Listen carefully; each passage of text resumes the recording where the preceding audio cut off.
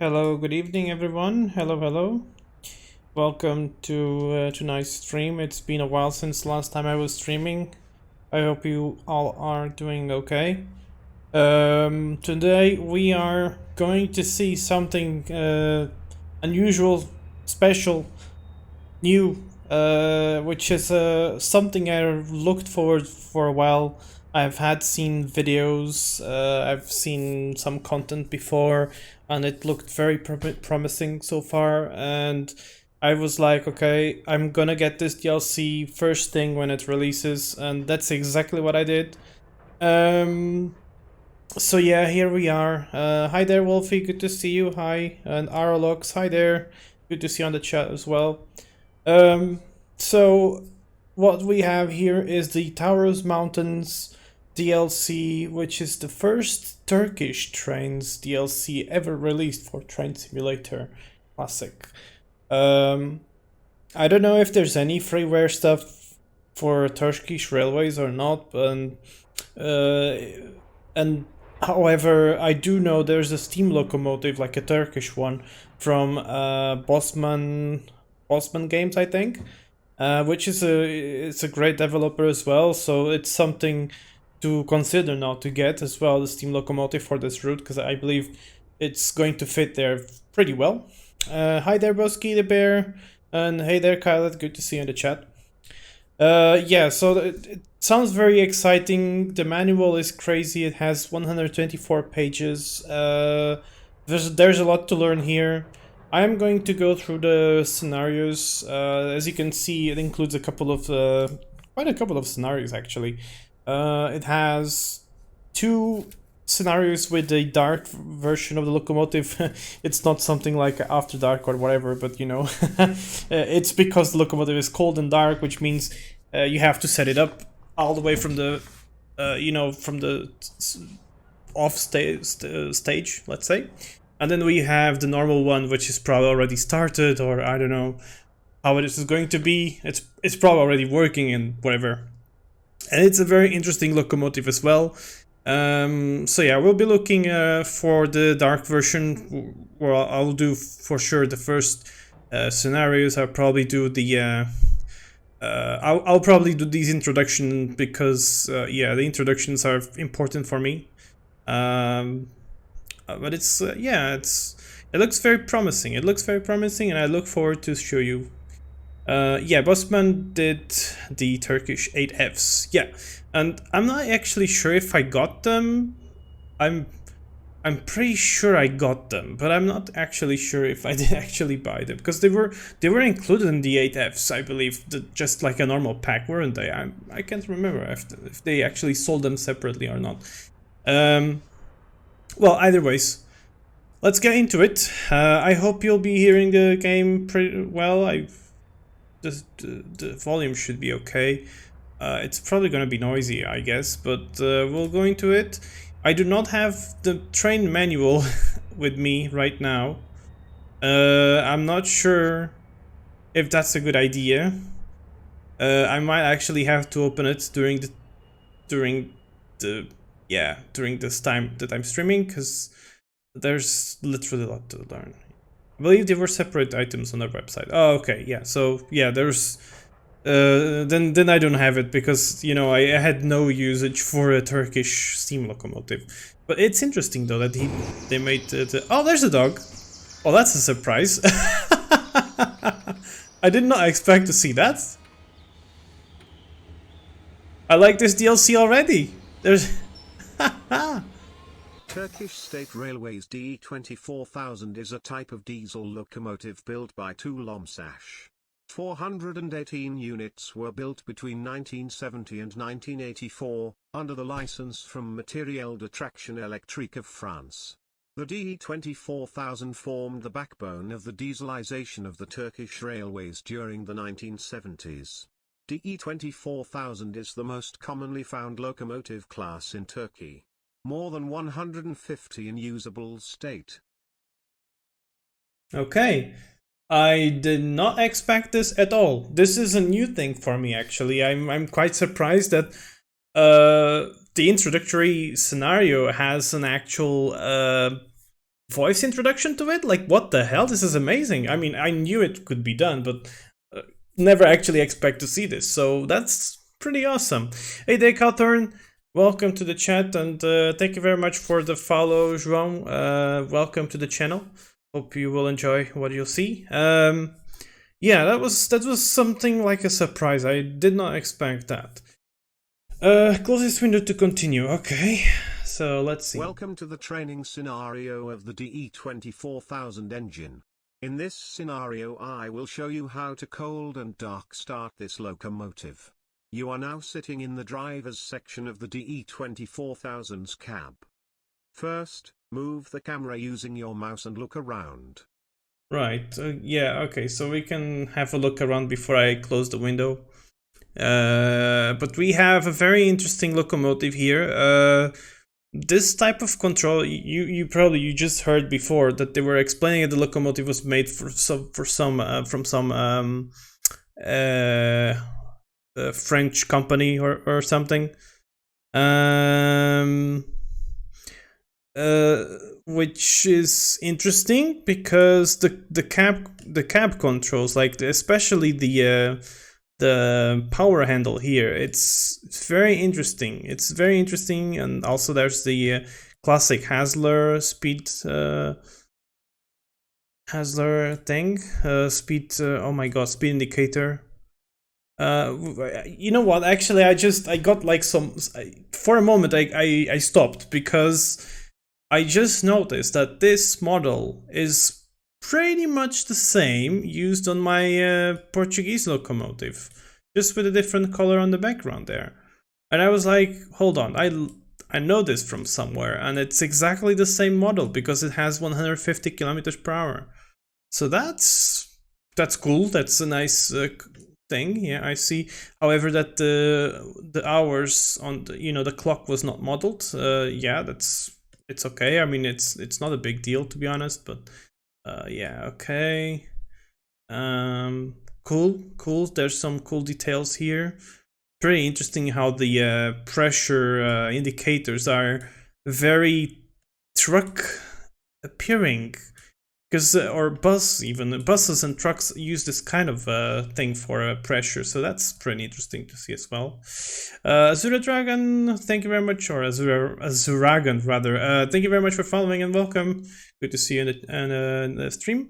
And as for Cawthorn, what you just said, oh yeah, you're hitting Texas, I see. Yeah. Amazing. I will have to play it as well at some point. I'll probably even stream it, to be honest. I haven't had much time to look at Texas. I did test one how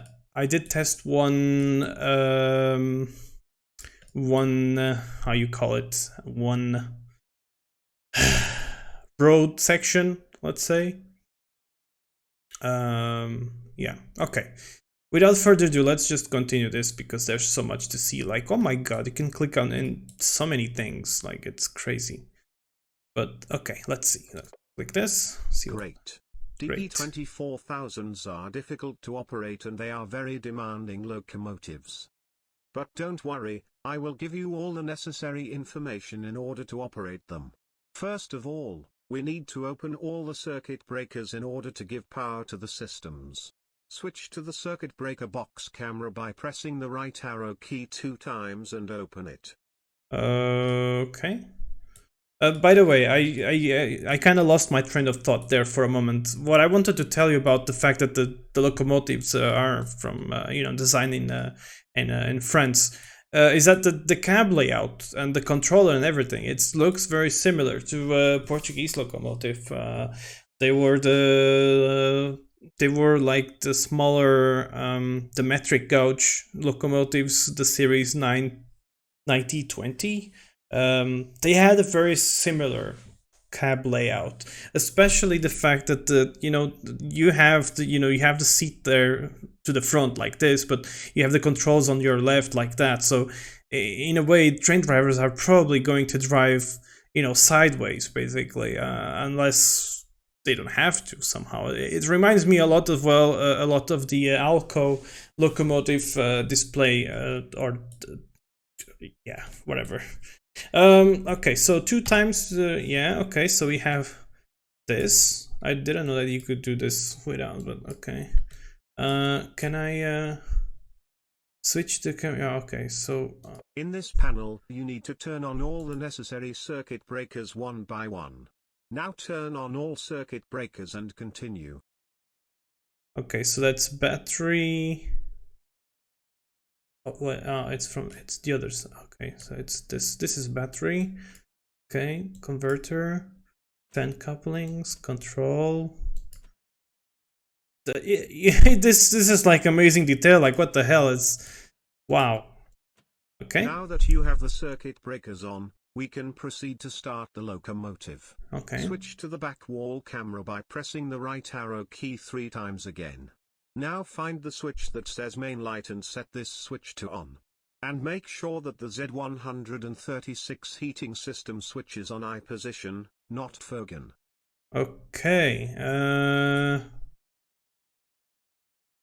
Can I operate it from here, or do I have to? Okay. Let's see. This goes to.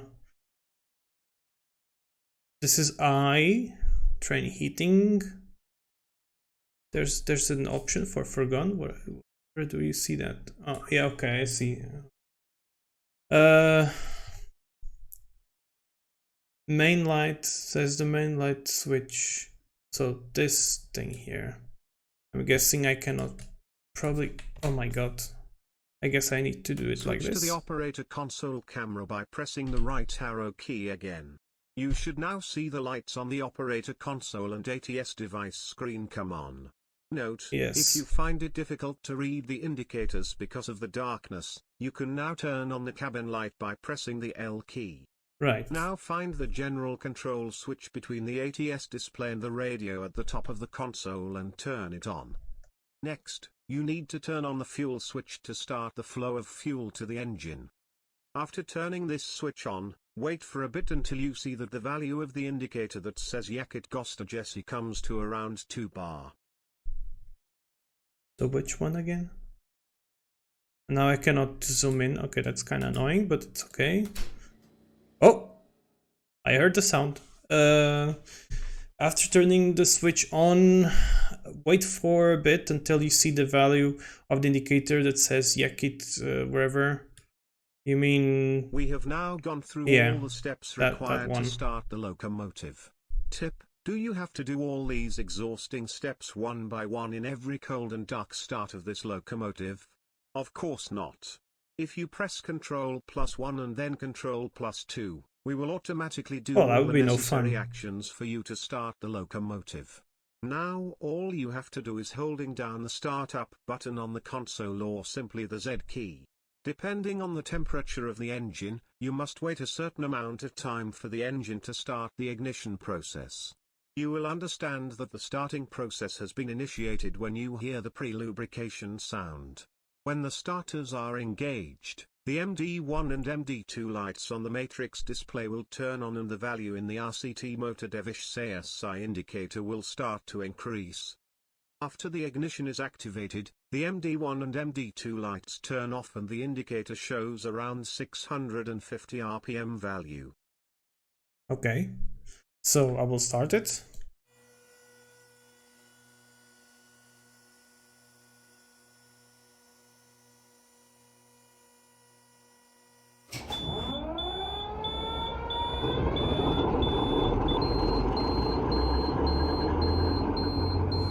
Now that our locomotive is running, let's learn the steps to get it moving.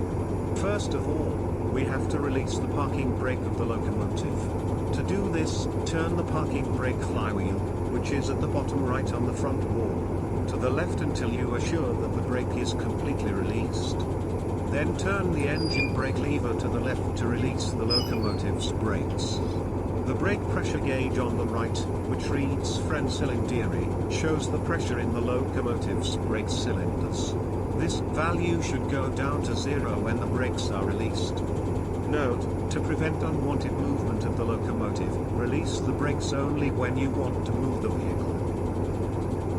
Okay, turn the engine brake lever to left to release the locomotive. Yeah, okay, so this.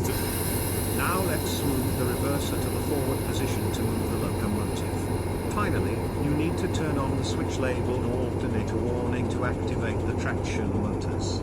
Now you can open the throttle lever by turning the wheel, which is called valve up. When you open it, it activates the necessary contactors for the engine. To increase the RPM of the locomotive, you need to hold the throttle valve upwards after turning Oh yeah, it the on. scripting on this is The crazy. first time you hold the valve up, the locomotive loads cron 1 and makes its first move. Even if you hold the valve up in this state, the RPM will not increase. After the engine loads cron 1, you can increase the RPM by releasing the valve and holding it in the up position again. Locomotive will load cron 2 and then increase the RPM. Okay, I mean, there's like no no reason for doubt here. This explains everything. I mean, it's crazy, but it's amazing. So in this case, we'll put it to forwards. I guess that's forward position, and then turn this, and then to click this. How am I supposed to do that? I need to probably to do the... No. I know there's a way to do it, but now I'm not sure. You need to hold the valves after up. Okay, like this? No. Like that? No.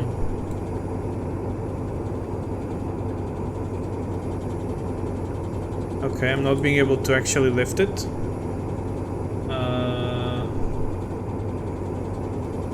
The first time you hold valves, locomotive... Oof. Back it away from S into forward. Oh, it's probably... Oh, okay, thank you. Thank you very much for that. Yeah, okay, that makes sense. Yeah, okay. And now... Ah, okay, right. Now it's in ready position.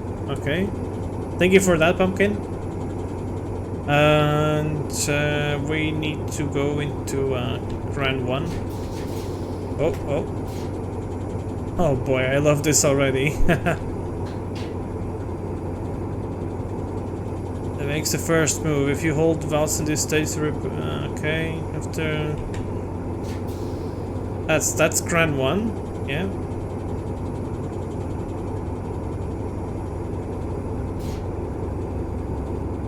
Yeah, and then, okay, so let's do this. That's Cran 1, see, it's there. Cran 2. We're finally moving. Let's approach the turntable with limited speed by following the speed of the locomotive on the indicator. As per the scenario, I will automatically turn off the throttle for you so that our speed does not increase. Once we are on the turntable, increase the locomotive brake to stop the locomotive.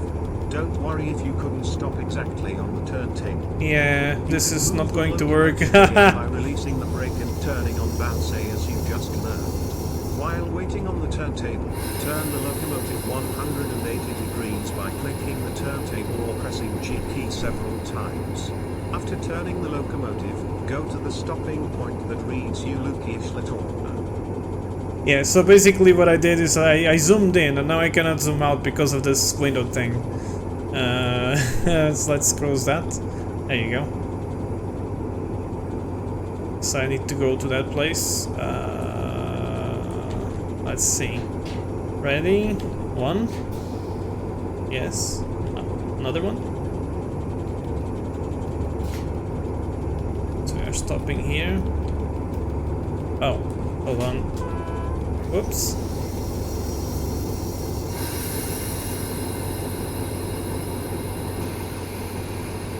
I'm supposed to turn it around now.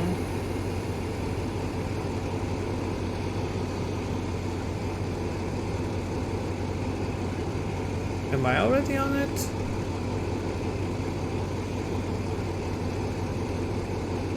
Probably need to move slightly to the front. Okay, hold up. This is released. Okay, let's do only one. God, the sound is so amazing. Let's see, is this okay? Let's try to stop here. Oh, there you go. Yeah. One more, one more. Wait, what? What's going on? That's not the way I wanted.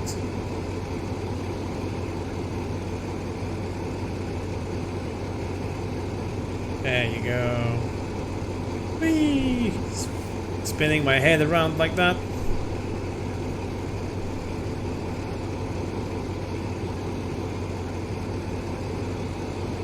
One more, and one more, I guess. There you go, perfect. And now I guess I'm supposed to go backwards to that place. I put backwards.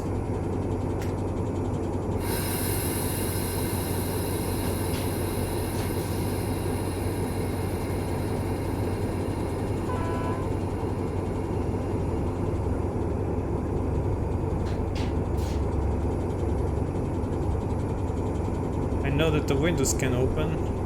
Just forgot how. There you go.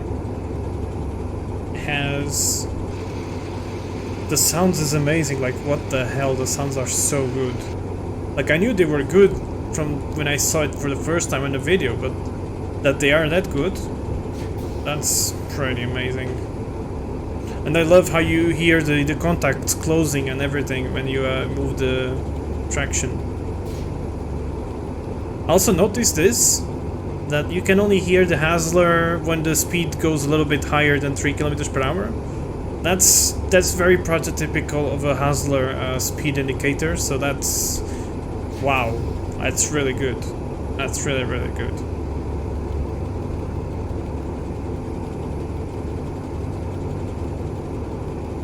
I need to do that on my locomotive as well. I'm learning a lot of things for my locomotive here, like, it's crazy.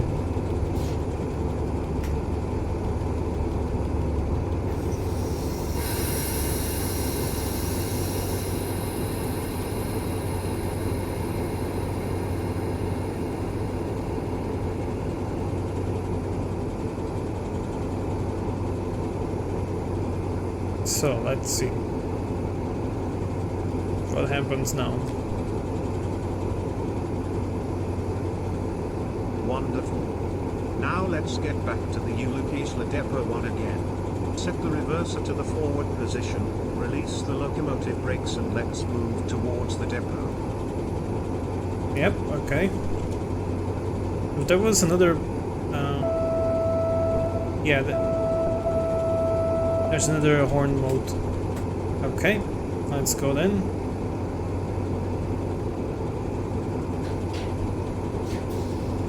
Oh, this is so amazing.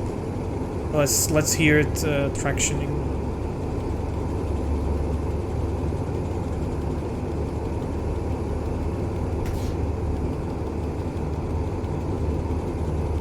I look forward to take this with some train, you know, like I really look forward to hear it powering.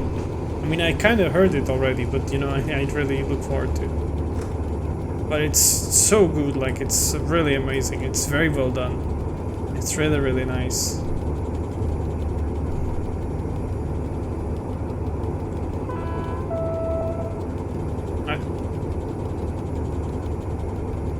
It doesn't allow me to go outside the locomotive? No. This scenario is very well scripted, like this is crazy good. Like what the hell? I'm really curious to see how it works in the other scenarios.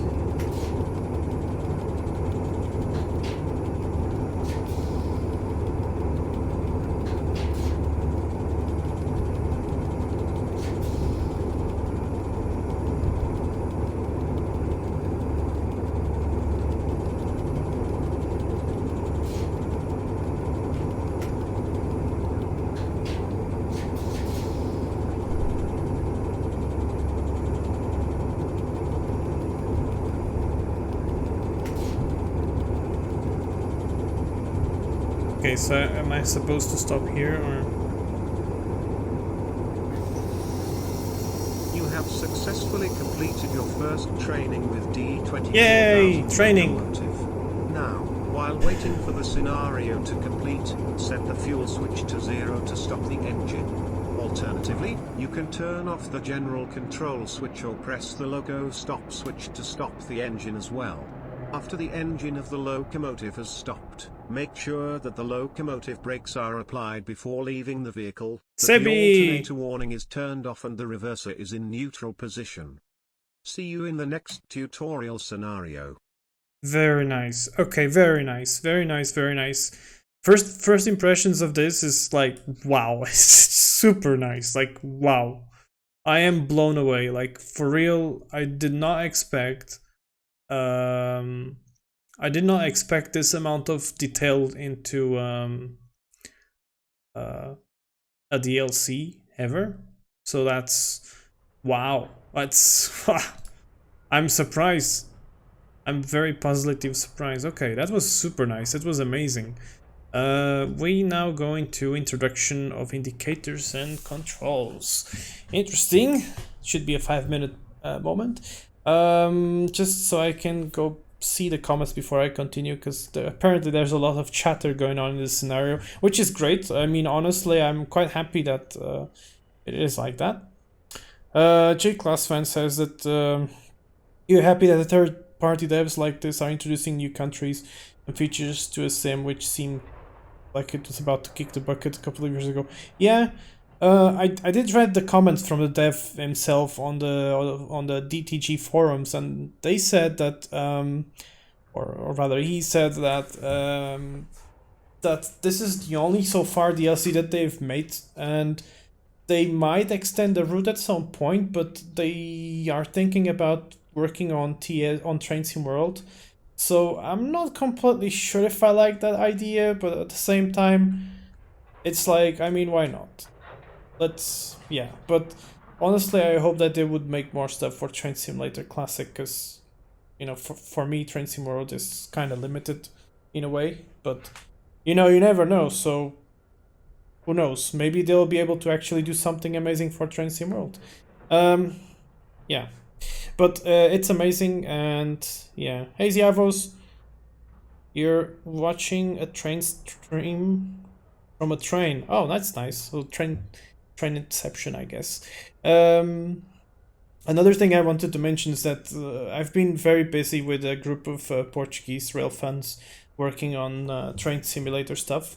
And one of my friends there, he's quite good at scripting, so he's been making quite an amazing progress in with the Portuguese safety system, which is the Abicab 700. It's very similar to the one used in Sweden, which is Abicab 900, and things are looking very promising. I must admit though that he has a lot of patience to do stuff, because that stuff is not easy.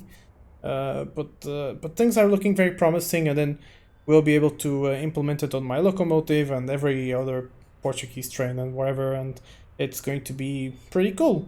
So, you know, there's going to be some more different country stuff coming up and at some point, and also for free, because our work is being done for freeware. Okay, let's see. Introduction to the indicators. Let's see. What does this has to offer?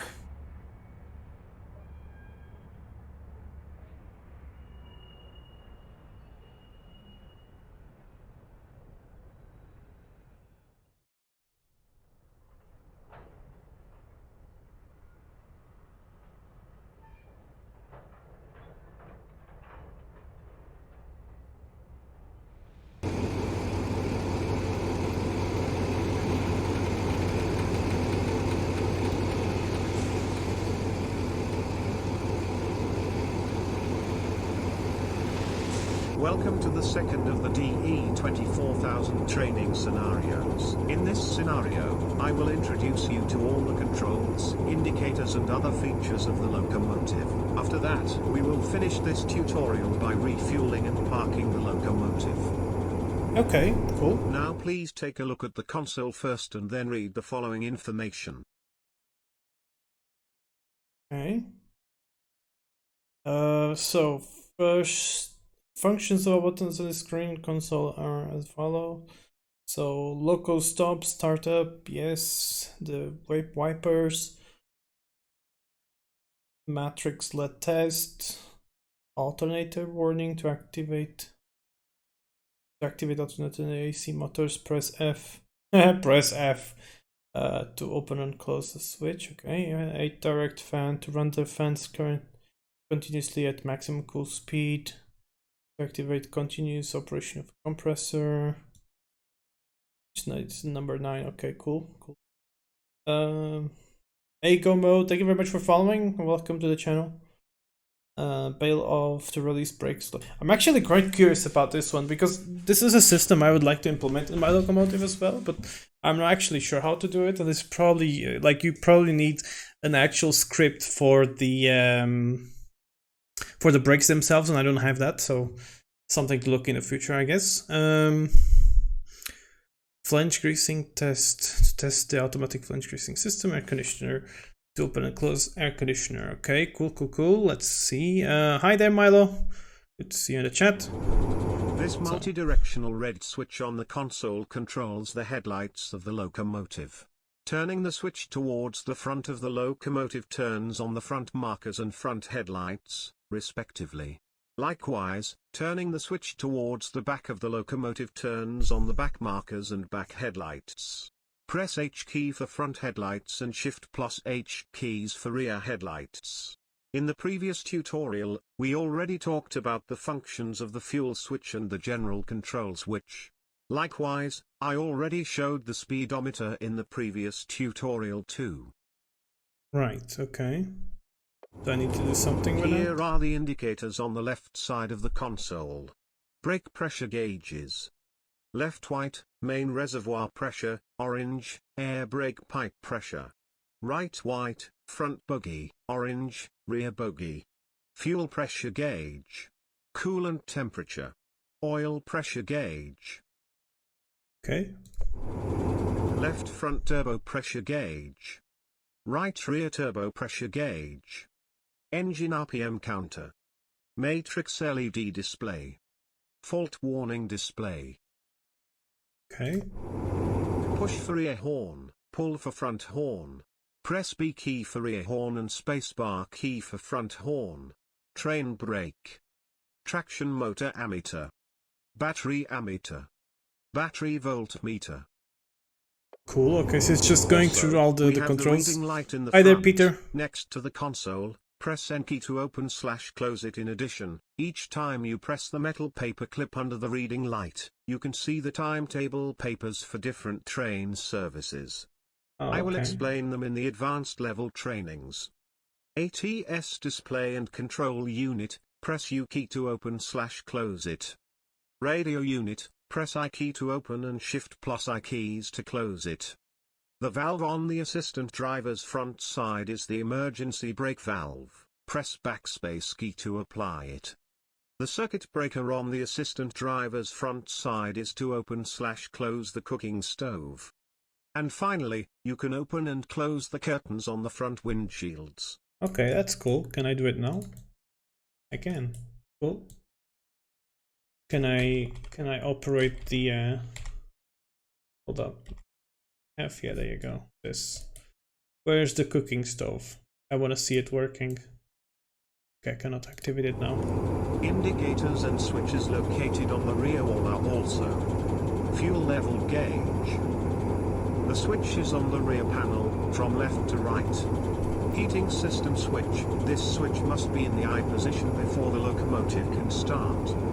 Main light. This switch must be on one position in order to use lights and illumination. Lighting and or stove switch.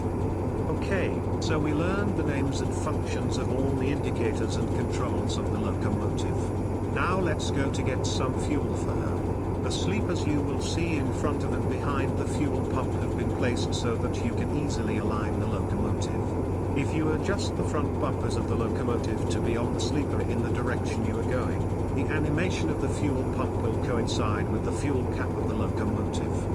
While the locomotive is refueling, you can track the amount of fuel we are getting from the fuel level gauge on the rear panel. Okay, sounds interesting. Let's do that. Right, see if I remember everything. If these are all done. We need to do... Can switch these ones. Oh wait, I need to switch this one on. Main light? No, that's on already. Main heating is correct. This. Ah, okay, okay.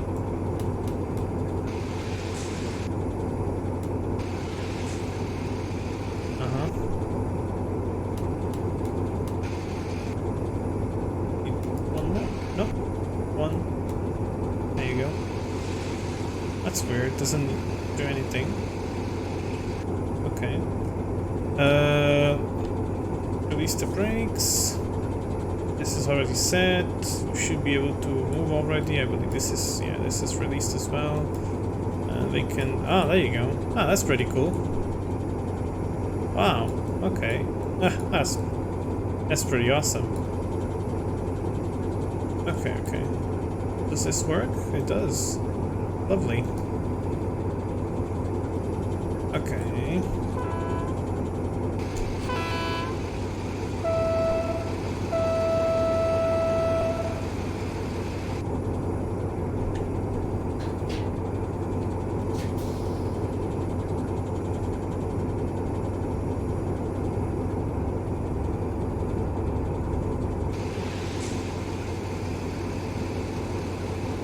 Oh, I see the things, yeah, okay.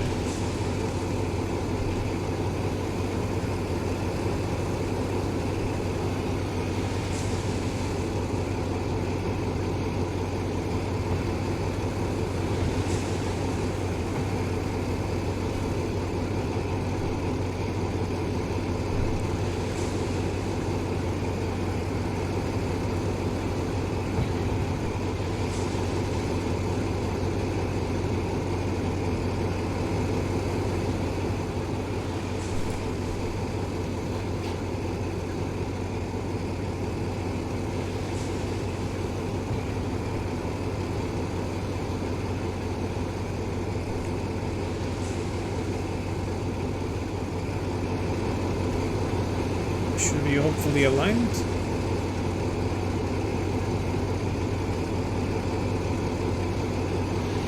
Oh, almost.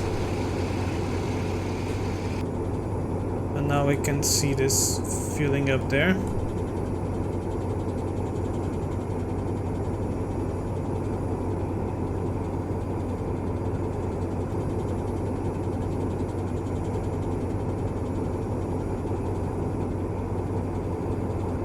There you go, it's full fueled up.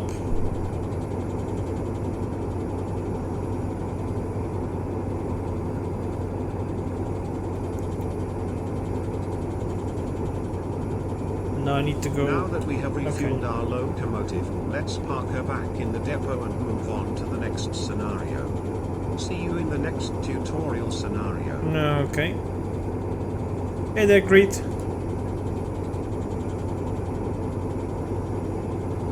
Which song did you get on your head?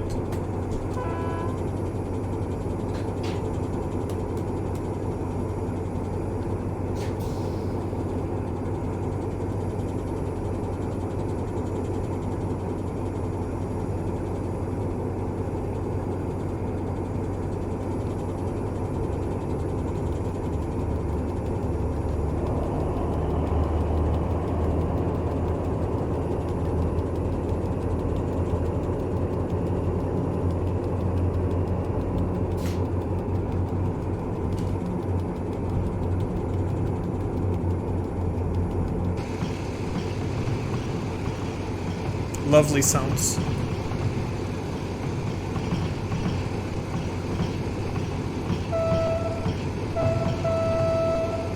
I like the horn as well.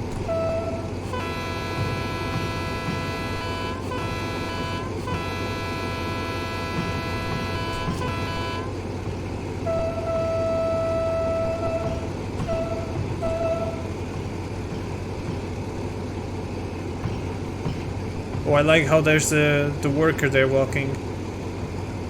That gives a little bit of a, you know, it looks very so nice. Hey there, Hypa. Good to see you in the chat as well. Yeah, we're doing horn. I'm being horny again on stream. Wow, I'm super amazed with this. Like, wow, it sounds so damn good. Like, what the hell? Okay, let's move to the next scenario then. So, what is the next scenario? Now I'm wondering. I think it was operations or something like that. No, I'm really curious. Yeah, horny dog at his best. Yeah, typical me. Classic me. Not the horny dude. Okay, introduction to the operating. Okay, I'm guessing. Yeah, I don't know. I'm curious to see what it goes there, but I'm loving this so far. It's pretty amazing. It is really nice, really nice. I love what I'm doing here.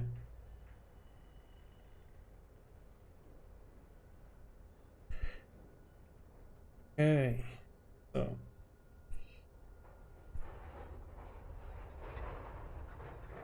I'm really good, and actually, in fact, I need to look at the. Oh, yeah, that's a lovely view there. We are again at the depot. Welcome to the third of the DE 24,000 training scenarios. Training. In this scenario, we will find out about operating the DE 24,000, picking up and dropping off wagons, filling the tanks of the wagons with air, loading freight and maneuver of wagons. Okay, that sounds fun. Come on, now it's your turn. Now apply the necessary actions for the movement of the locomotive as you learned in the previous tutorials. As a reminder, I'm posting pictures of the steps that need to be done below. And of course, don't forget to sound your horn before you move. Of course not. Don't worry about the signals or the ATS system right now. You will learn to use them in the next tutorials. Let's get ready to rumble. Yeah. Don't forget to sound your horn before I move. Yeah, I won't forget to sound the horn before I move. After I move, while I'm stopped, I will use the horn. Don't worry about that. Izu came home and we're watching together as the first thing after coming in. Aw, that's nice. Well, I hope you guys enjoy what you're going to see here. Pumpkin the Rocks, thank you very much for following. Most favorite order of Bolt, use the horn. Yes. Pretty much that's true. Okay, so let's see. Ah, now it works. There was some problem with the lights because it wasn't showing up lights before. Oh, I like what I see there. Oh, Hyper, thank you very much for following as well. It's very much appreciated. Oh, I love this detail. Look at that. The multiple traction cable laying there like that. That's awesome. That's awesome. Okay, so to the front, release the brakes, and we can start moving. Braking brake is off. Everything looks good. Lights are okay. That's okay. And yeah, we're ready to move. So horn, very important. Oh god, the sounds are so good.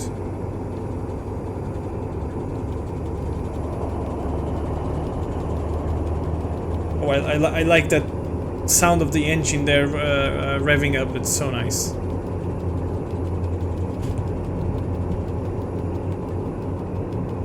I really look forward to put full traction on this. It's going to be amazing, I'm sure.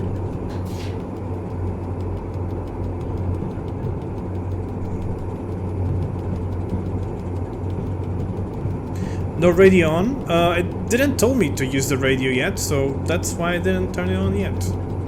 Should I?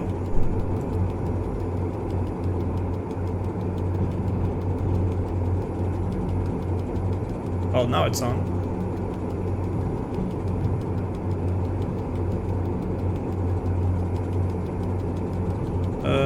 What should I? Oh, okay, should go all the way to that stop marker there.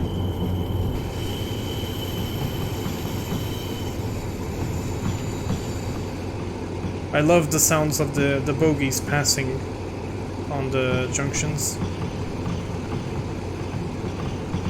Yo, these bogies don't look so strange to me actually.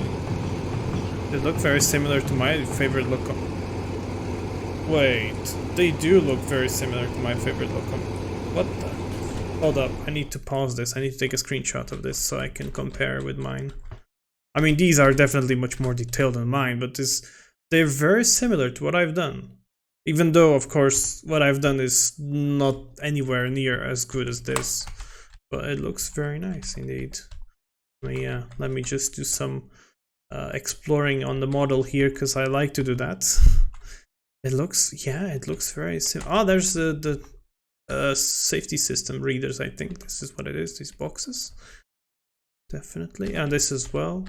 The antenna here. Very nice, very nice. These are, this by the way is animated. We can have a look at that soon actually. What the hell is that? Where's this connected at? Okay, cool. Wow, there's so many good details in here, I'm surprised. Do you have snow in town? I think there is some snow. I think it should be falling during the night. Wait, what? Excuse me? There's a different horn? Whoa, guys, look, what? This is amazing. Yeah, I have to pause the game just so I can speak over the... This requires a little bit of a thinking here. The trains have horn... They have horn variants. Like, it doesn't sound exactly like the other one before. That's, for me, it's a huge plus. Like, I'm surprised with this. I love it. I mean, it's not the first time I see it. Like, I think Armstrong Powerhouse and these Class 37s do that, I think. But it's impressive, really. I love it.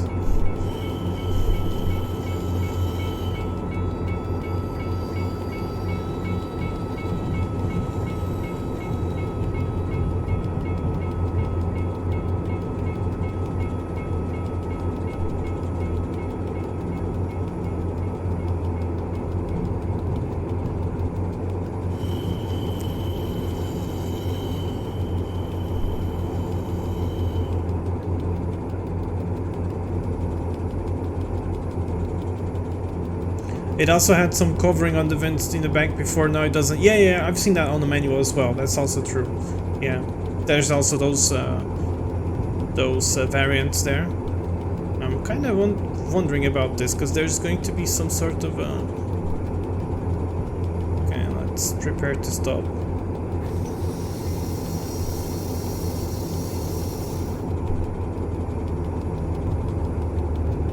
Yeah, it was a tarp thing, yeah.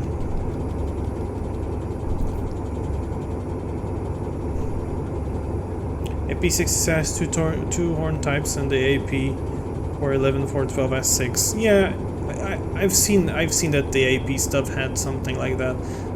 It's still surprising though. I did not expect that to happen, so I'm positively surprised. So let's see. We've applied the brakes.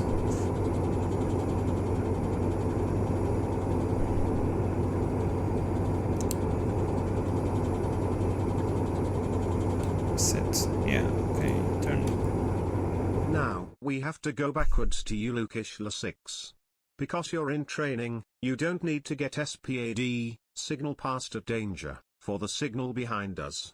Put the reverser in the reverse position, release the locomotive brakes and move backwards, while obeying the speed limits.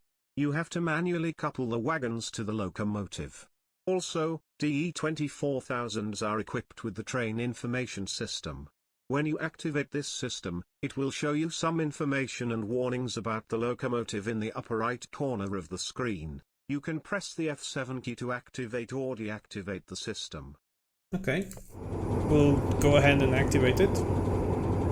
So yeah, it says consist length 19 meters, consist weight 0 tons, because basically we don't have wagons. Okay.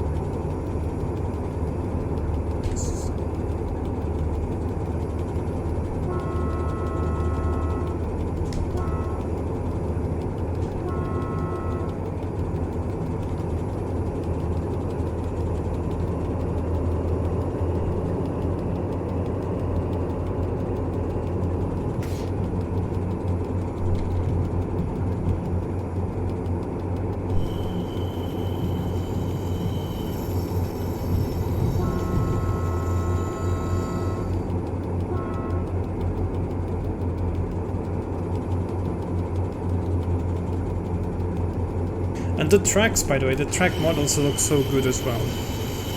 This is looking very nice.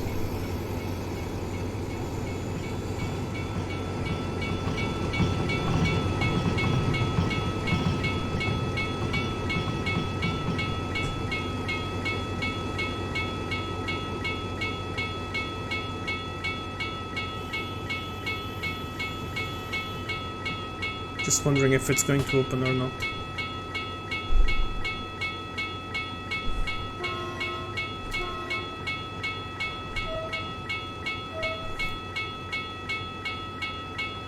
Looks like it's going to stay like this.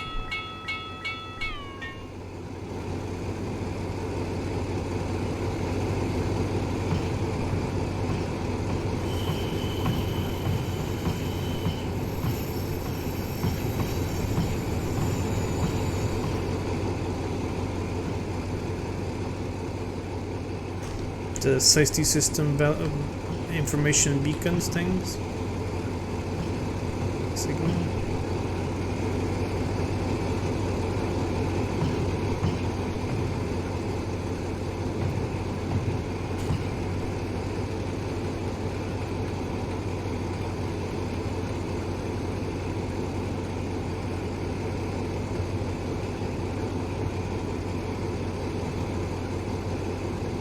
Oh, I love... Hold on. There's a detail on the station that I need to go see, because that looks amazing.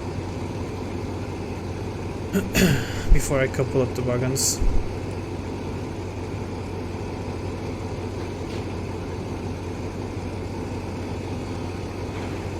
Okay, we're next to the wagons. Now I need to couple them up, but before I do that, just wanted to see this. That's so awesome. This looks very pretty.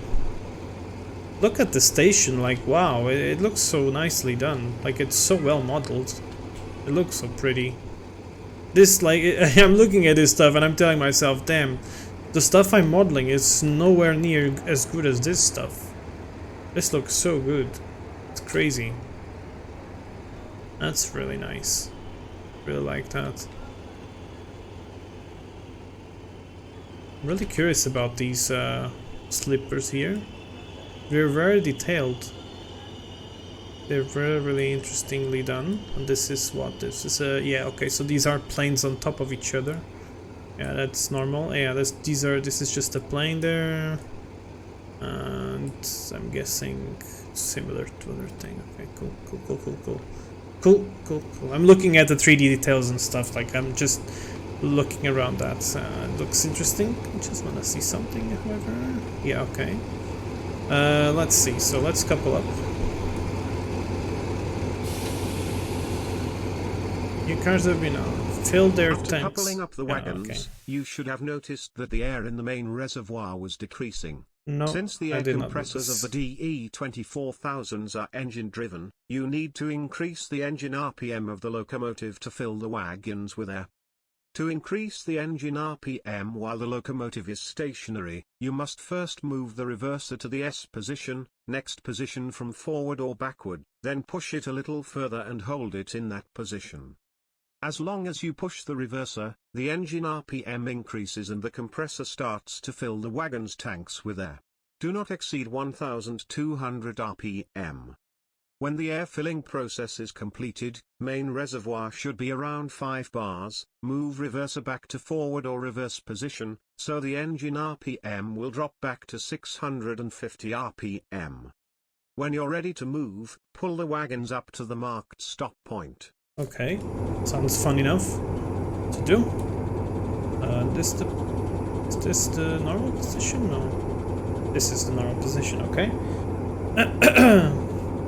Yeah, there was the planes. It's not a flying plane, Sebi. It's a 3D plane. This is just instead of a cube, it's like a sheet of paper, let's say. Okay, so let's do that. Let's fill up the air. We need 5 bars. We already have 5 bars actually, so we don't need to do that, but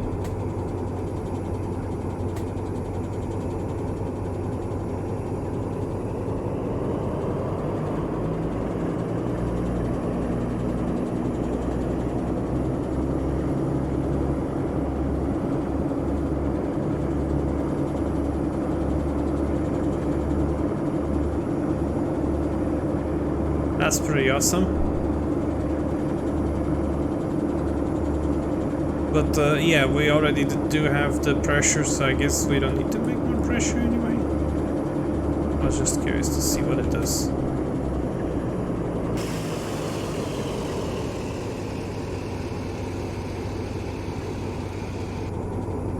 Okay, now we need to go forwards. Oh, whoops, that's it forwards. Okay.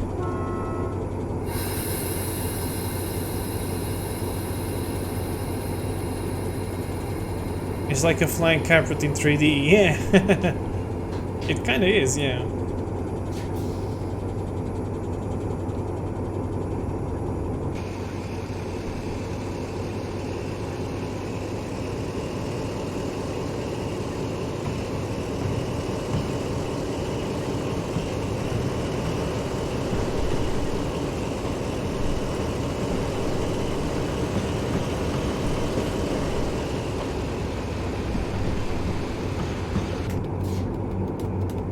Oh, I love the sound of the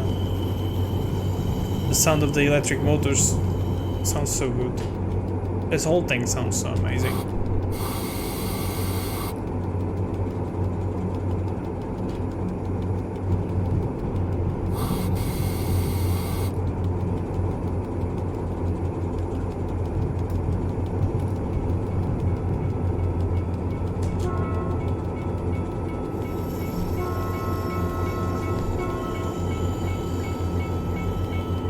This looks so awesome. Like you have no idea, I'm having so much fun with this right now. It's amazing.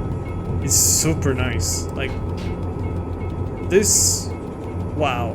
I'm blown away. Like, you don't see this kind of DLCs that often. Like, you don't see something as good as this that often. As not especially the one stuff that is sold via Steam. Like, you don't see them often. Like, there's one or another, but you don't get them often. This is very well done, and I'm curious about one detail, and that is the air brakes pipes.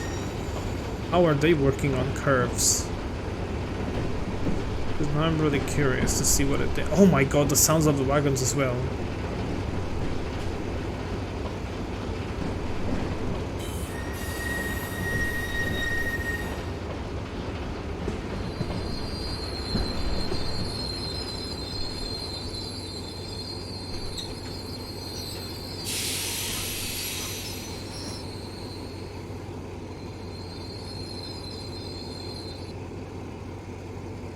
It's amazing.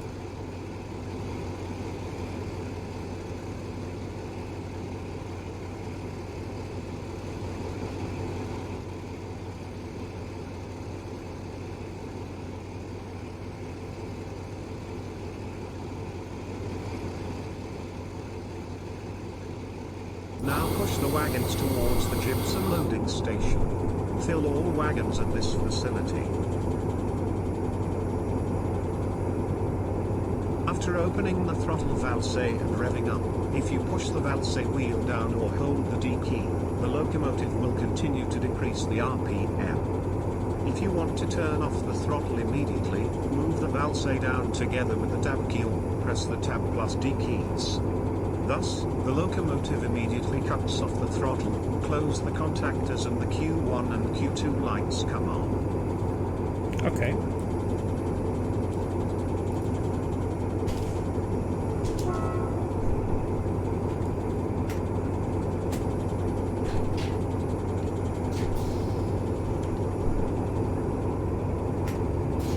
Yeah, okay.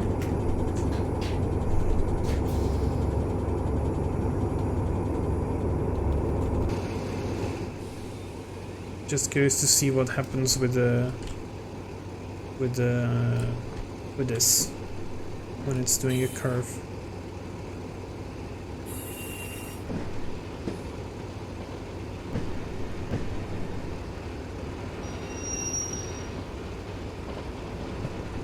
It looks like it's keeping it on its...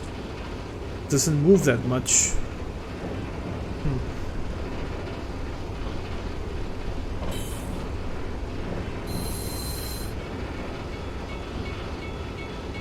Yeah, I guess they use some sort of you know, automatic voice thing.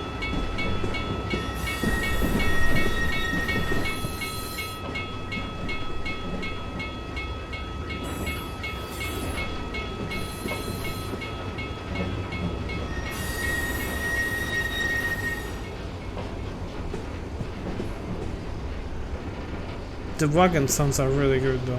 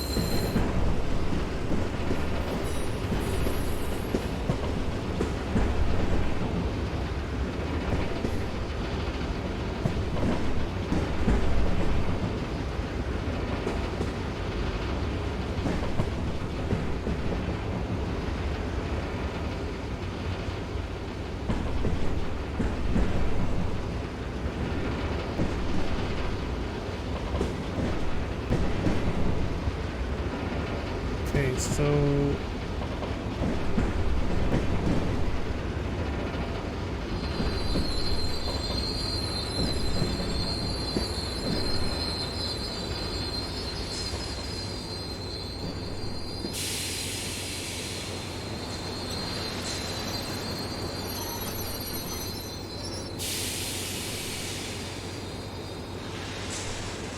can I fill in what, 4 wagons at once or?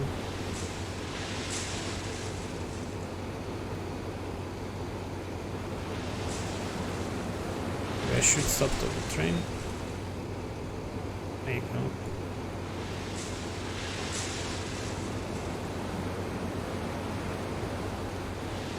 Cool. After you have filled all the wagons, you have to pull them up to the dead-end track again. Then you will pull the wagons up to the Ulukishla and there you will uncouple them. Thus, we will complete this training scenario as well. Okay.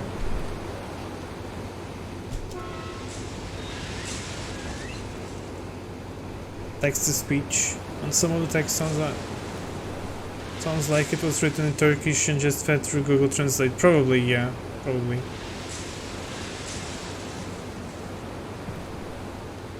Honestly though, this is very well done. Yeah, I think we can fit more wagons there, so what I will do is I will stop this other container here, and then I will fill up the 4 containers at once.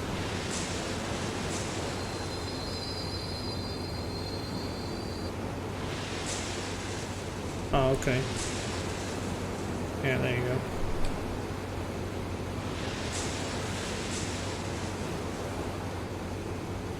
Okay, let's go backwards a little bit more.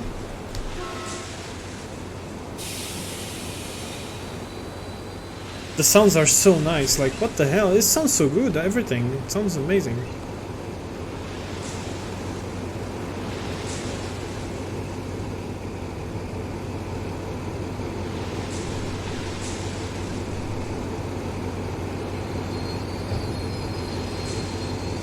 Ooh, I don't think I can do that. Oh, I can, okay. Cool.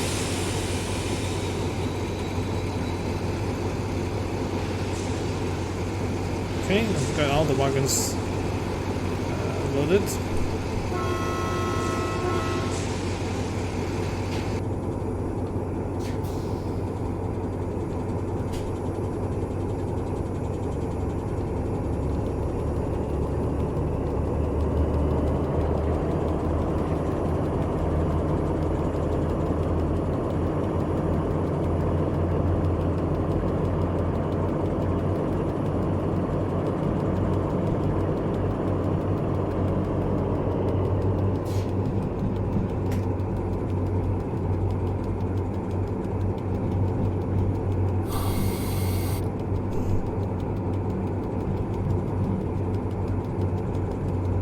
I really like this. I really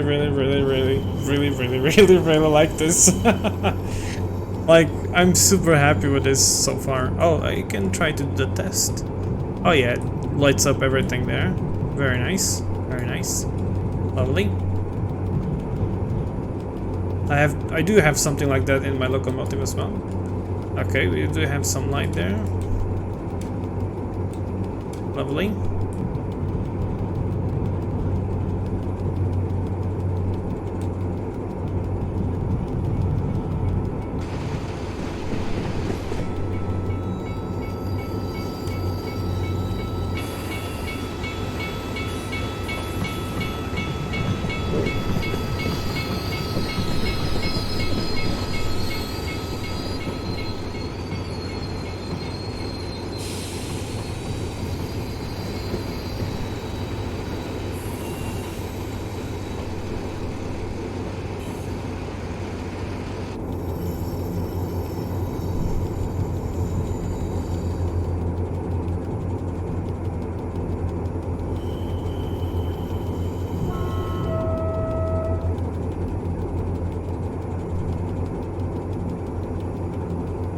Yeah, I can open the door. Lovely.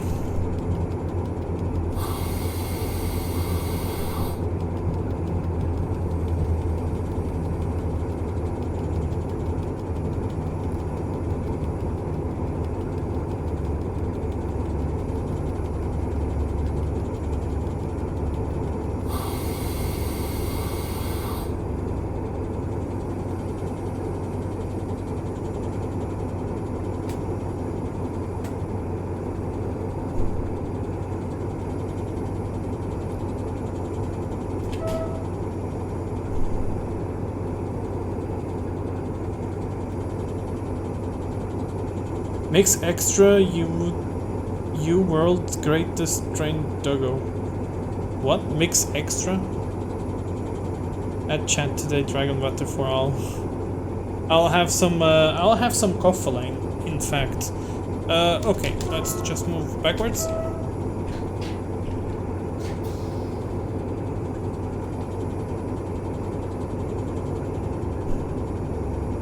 Oh my god. This is amazing. Like, honestly, I'm really surprised. I knew it was... I already knew it was nice. I already knew it was a nice DLC, but that it was that good, I really did not expect it. I was like... Yeah, I'm positively surprised by this. I'm gonna give them a good rating. I mean, I will you know, I will write a review on Steam saying that yeah, that I do actually I highly recommend this DLC. Very nice, very nice. The third party developers that did this, they've done such an amazing work. Like, I'm really blown away with all this. Like, it looks amazing, and then, you know, it's not just the sounds, it's just not the scripting, but look at the models and the texturing of the models. Like, this all looks amazing.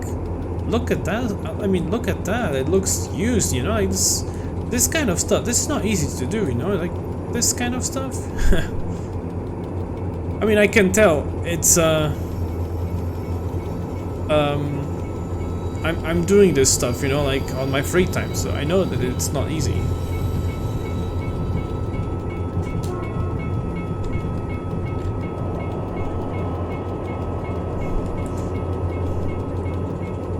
You can see here the traction motor kiloampere.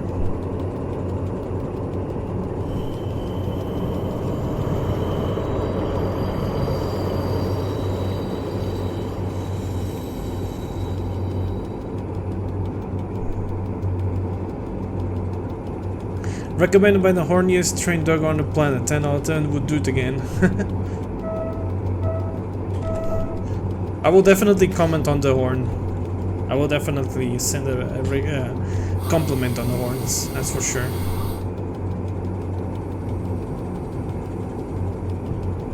Troubleshooting.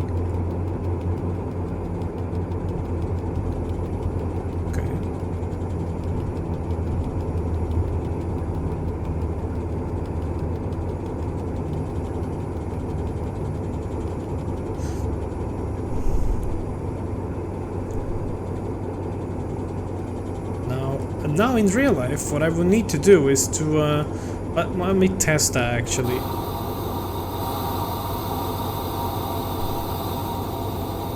See what's happening? I'm applying a train brake right now. We have 4 bar on the train brake, and about 3 bars on the bogies. And if I click on this thing, the bail off, it should release only the locomotive brake and keep the train brake at that pressure. So let's try it out. Yeah, it works. And now what I will test is, will it actually move like that? Okay, that's done. Let's go and uncouple that. Yeah, okay, so the scenery is successful, so I guess I cannot do anything with the locomotive. Oh well, cannot test that, but that's pretty amazing. Yeah, it's really nice. All the gauges are moving. It's really nice. Okay, let's go back to the menu, and then I think the next one is probably already an introduction, right? So we actually take a freight train or something. I'm curious to see more of it. Operating, and then oh no, actually there's still ATS and signs, and then there's the introduction. That's okay, let's do that as well. I definitely want to go through the whole the tutorials, because I'm completely, I did not know much about Turkish railways. Like, I know maybe a few locomotives and everything, but I don't know anything else from it. So yeah. Welcome to the fourth of the DE 24,000 training scenarios. In this scenario we will find out about meanings of CTC signals and colors of lamps, automatic train stopping, ATS system, ATS alerts and their meanings. Okay. Hello my friend. It's good to see you again. Today we have a short freight train to operate. While taking this train to Ulukishla station, we will also learn about the usage of ATS system and CTC signals. Now, before we move the train, let's take a look at the ATS device on the console ahead. If an Atari Tarkin insert key message is currently appearing on the screen of the ATS device, that means the ATS system is disabled and does not interfere with the locomotive depending on the signal status. You can now arm the ATS system by pressing the U key or turning the Kulanagi and Atari user key. When the key is turned on, the device first performs some self-tests and turns on if there is no error condition. If the real date value and scenario time value are displayed on the screen, then the ATS system has been activated.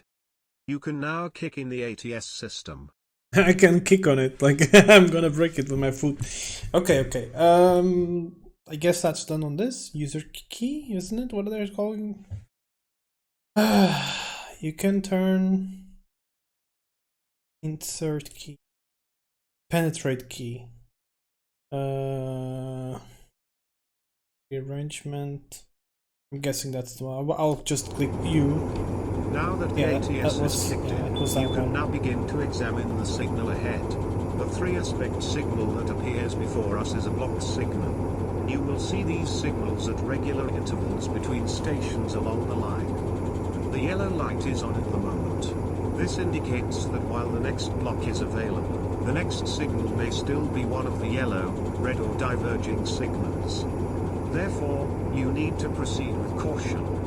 As soon as the ATS magnet, mounted under the locomotive, detects the signal, a warning message appears on the ATS screen according to the status of the signal. As the signal ahead is yellow, Sari Uyari, yellow warning, will appear on the ATS display while passing the signal, and the yellow warning LED on the right will light up. In this case, you will have 10 seconds to press the system alert confirmation button. To do this, you can press the Q key or the button that says System Uyari Unai below the yellow LED. When you press the confirmation button, the date and time appear on the screen again. If you do not press the confirmation button within 10 seconds, our locomotive will apply emergency brake automatically until it stops. In this case, Fren Yapıldı, brakes applied, message appears. After the train stops, the Tekrar Tanzim rearrangement light turns on. If you move the train without pressing this button, emergency braking will be applied again after 12 kilometers per hour speed has passed. Therefore, you have to press this button before you move. In order for the brakes to be released, it may be necessary to put the train brake in the quick release state and then back into the running state. Please proceed to the next signal without exceeding 70 kilometers per hour. Okay, let's do it. Forward. Locomotive brake released. Lights on. And we can go ahead and go.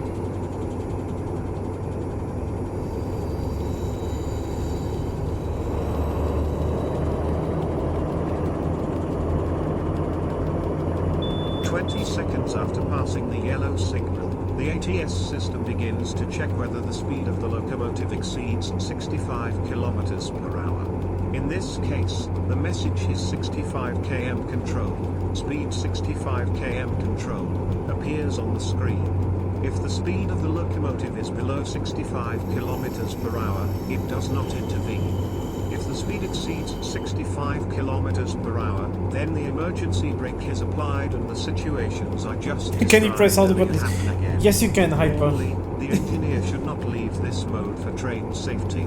But in situations where you have to go more than 65 kilometers per hour for timetable, or if the distance to the next signal is too much, you may want to get out of this situation.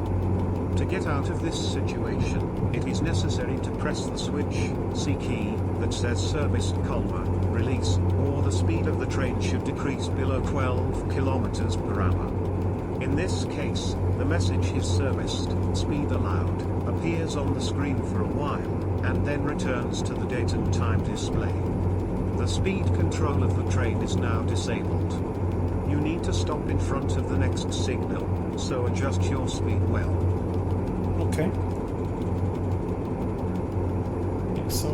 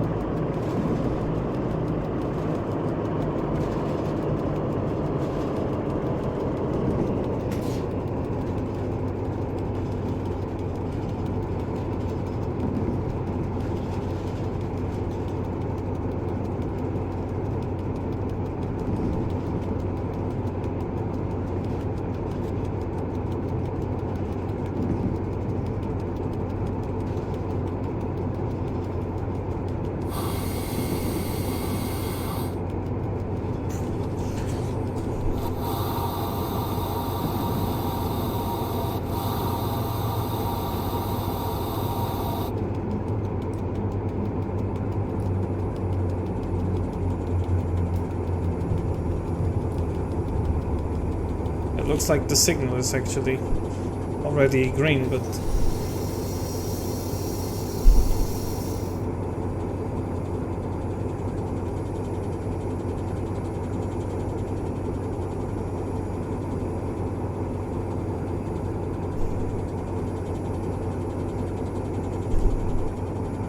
the signal we're facing right now is a 4-aspect junction signal.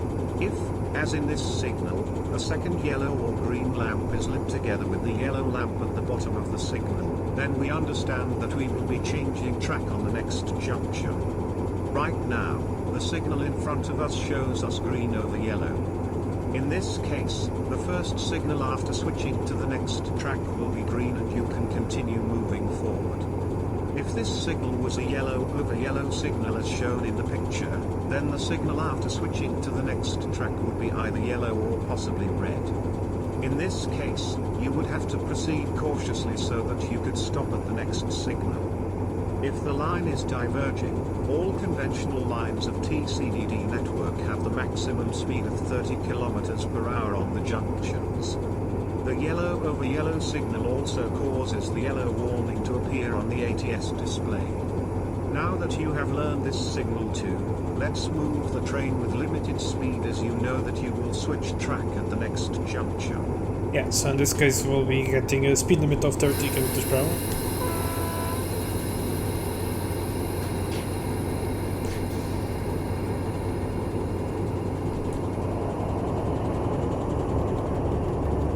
I really like seeing the gauges moving as well.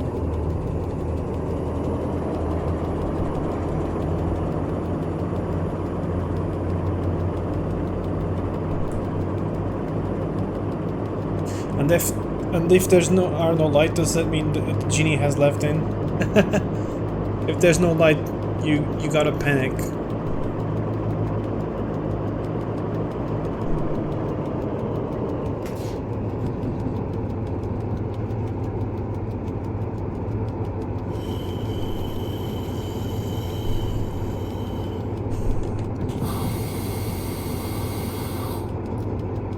I love the sound. The brake sounds is also pretty good. Sounds so nice. Everything in this sounds amazing. It's crazy.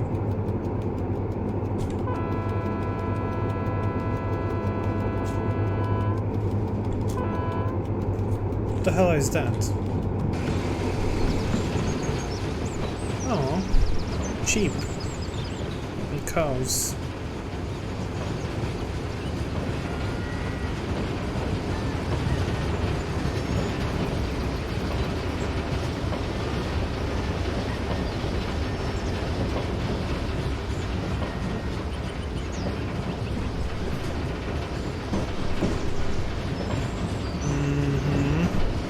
I love the details under the wagons. I like it.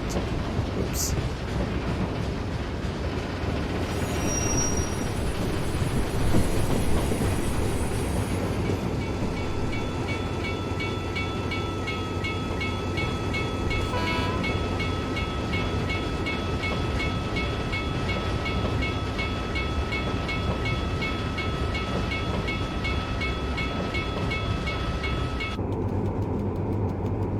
There is no light, should I panic? Yes, you should.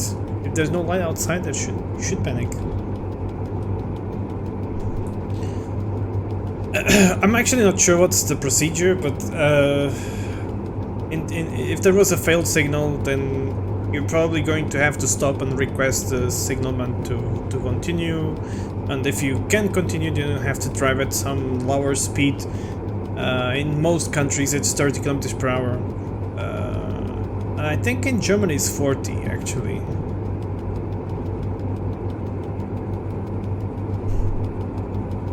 Okay, we have a red signal over there.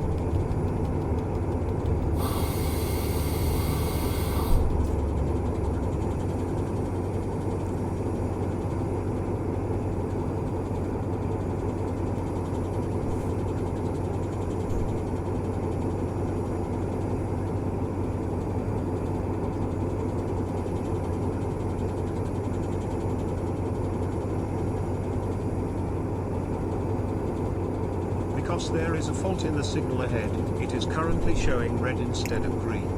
In this case, you must first get permission. To do that, first press the tab key.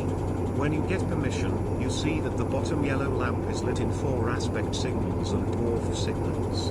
Red signal passing permission is obtained in the following cases. To couple up the wagons.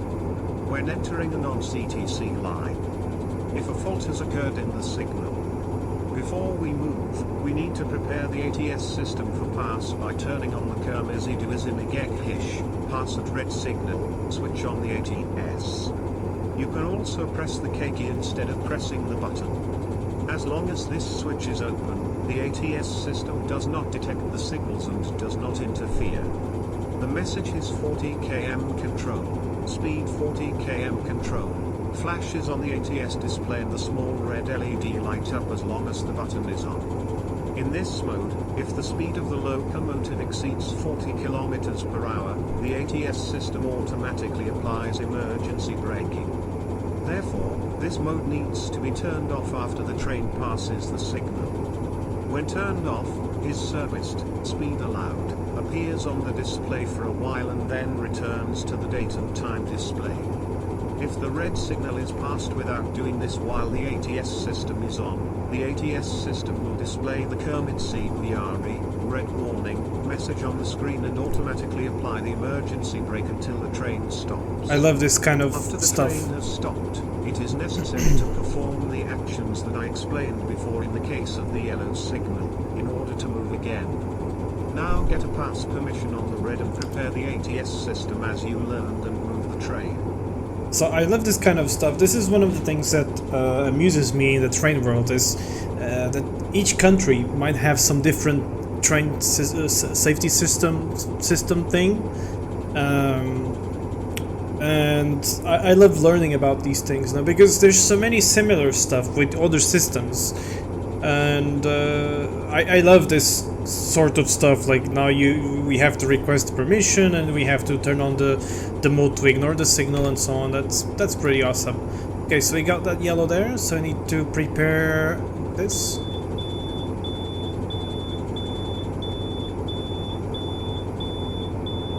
Okay, it's gonna annoy there with a beeping, I guess. So let's move forward.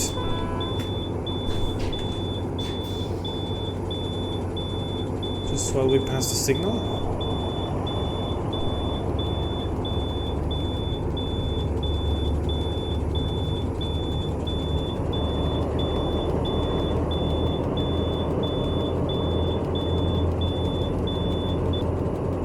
Yep, so now we get speed limits.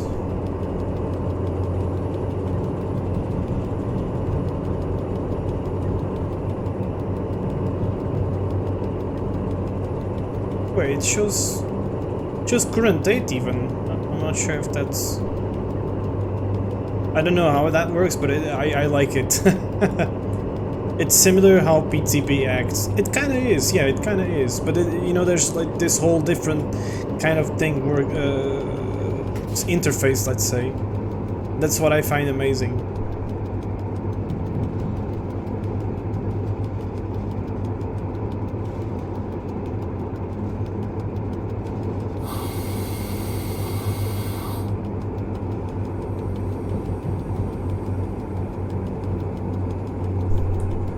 I like those antenna things there on the station. It looks amazing, like the details on that, they're just so good. Sifa. Actually, I haven't seen any dead man system in here. I'm not sure if it exists or not. There's probably something.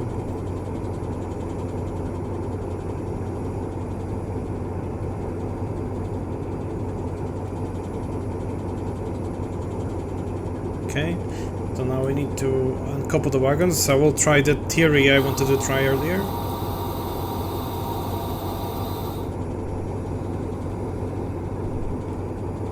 And do I need to press it or oh yeah. Oh yeah, I need to press it actually. I need to keep it pressed rather to release the brakes, otherwise it's not going to. Just applies the brake system again. The brake cylinders for the locomotive. Okay, so that's done. So let's see if I uncouple this. We will go to the marked point and come back from the side track in order to run around the wagons. Note, after getting behind the freight cars and coupling up the wagons, don't forget to fill the air as you learned earlier. Yep. We got the brakes again. Let's see if I try to bail off. I just want to see if the locomotive moves away with build of locomotive brakes, because that's how it should work.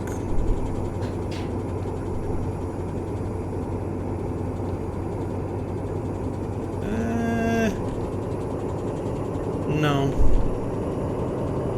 Yeah. Okay. Doesn't work. Okay. That's not a problem.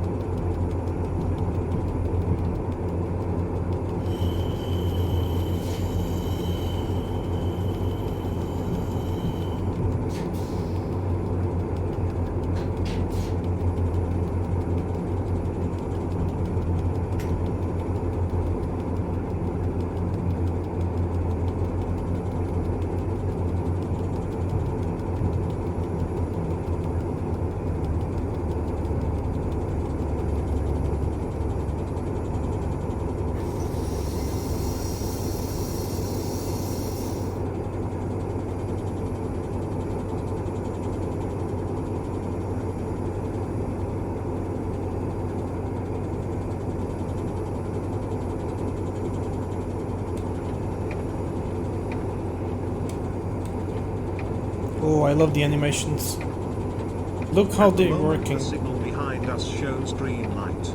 This signal is a dwarf signal. These type of signals are found at station siding exits or dead-end track exits. Green means green, so it shows that there are no restrictions for at least 2 blocks behind us. The ATS system does not show any warning on the green signals. We will come back from the side track obeying the speed limits and stop at the entrance signal to couple up the wagons. Okay.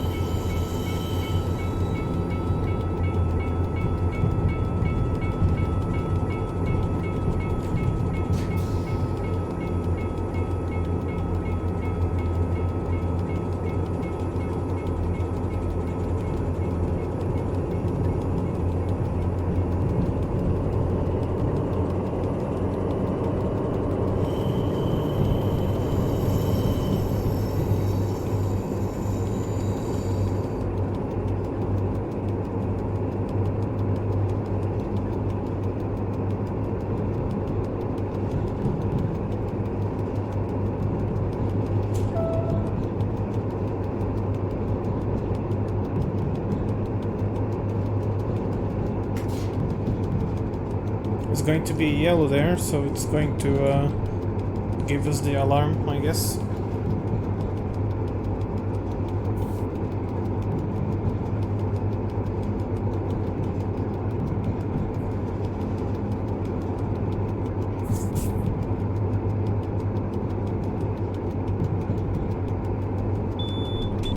Yep.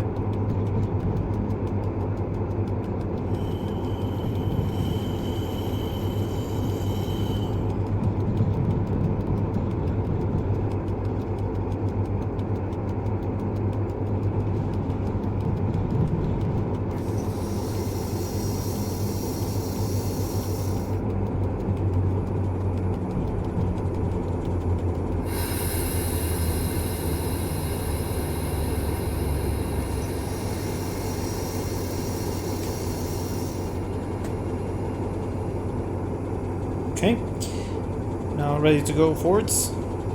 Just waiting for clearance to do that.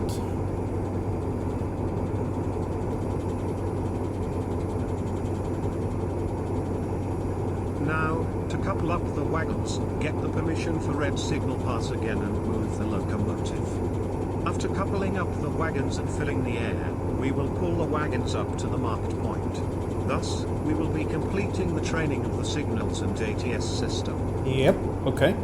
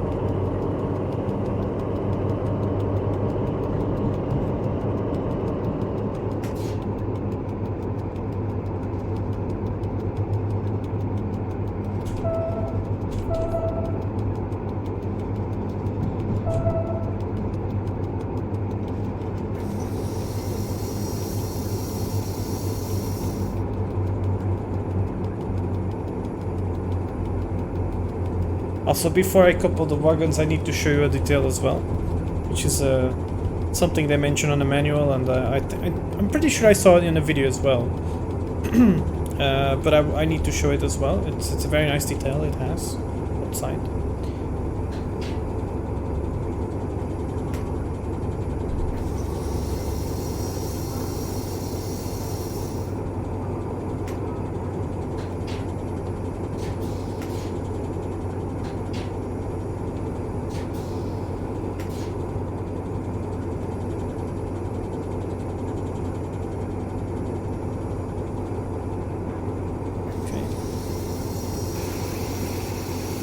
So what I wanted to show you is this. The cylinders or the brakes are actually animated. It's pretty amazing. Now I'm releasing the brakes. And it releases the brakes as well. I'm going to apply everything. Now do note that this is not the first time I see this. I've seen this before. Yeah, it's still a nice detail though. Looks very nice.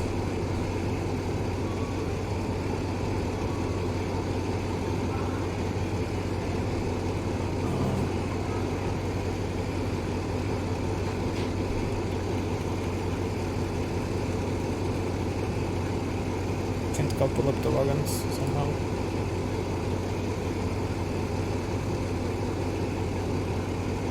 Uh-oh. Looks like I cannot couple up the wagon.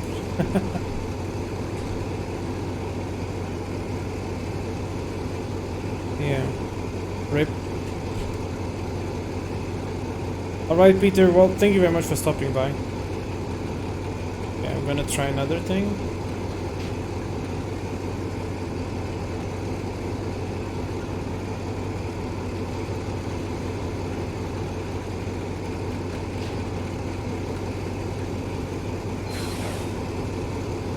For a moment.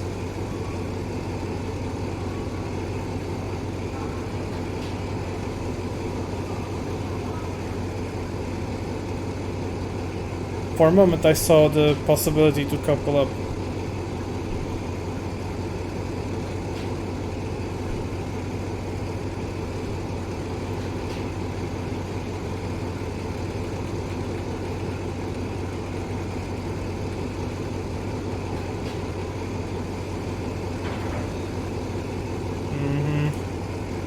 Okay, well I'm not able to finish the scenario without coupling up the wagon, so that kind of sucks.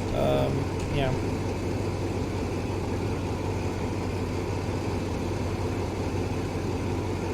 I will try to couple them up though, somehow.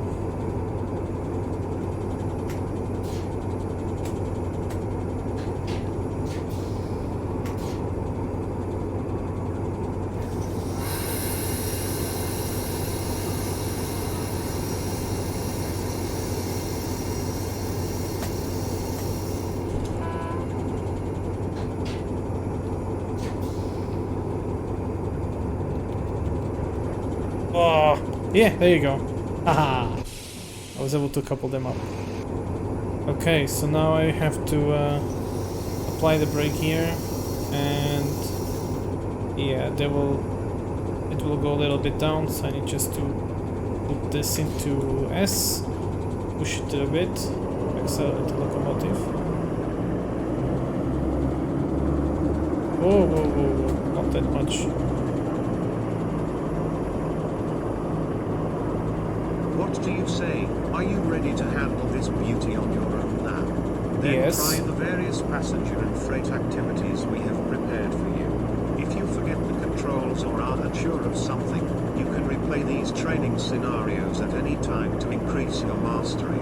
See you in challenging scenarios and good games. Shoff out. Shuff. Okay. We can reverse the train.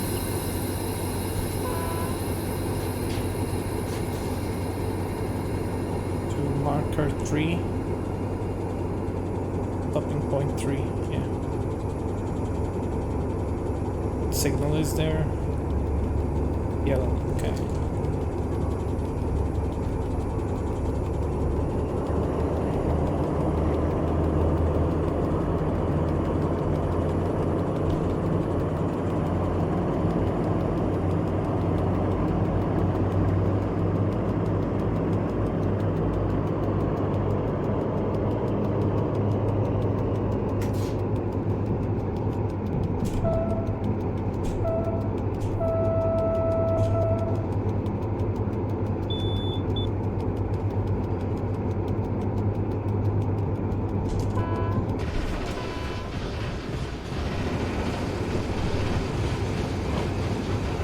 Really like the sounds of the wagons.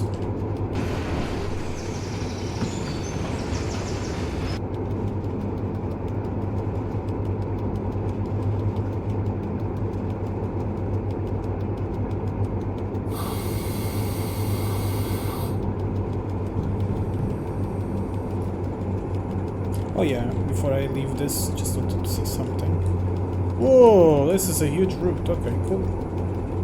The fuck is this?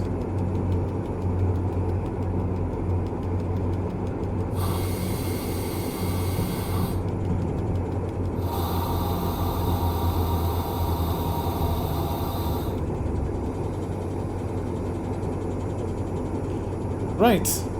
Next journey is an actual scenario where we drive an actual train. So I'm really curious to see that happening. Really curious. I mean, these scenarios for the tutorials are definitely a must-do because you gotta learn this stuff. You gotta learn how to drive this stuff.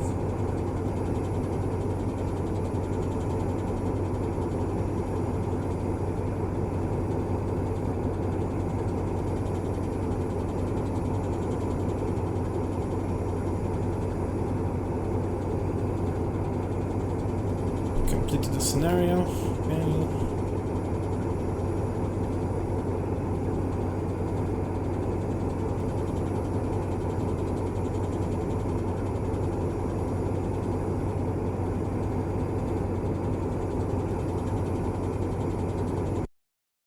Okay. Okay, so let's see. What do we have here? That was... yeah, okay, so that's this one. Just wondering about cloudy. Okay, some different stuff. Okay, no, but I want to do the introduction to the Taurus Mountains, part 1. Let's do it.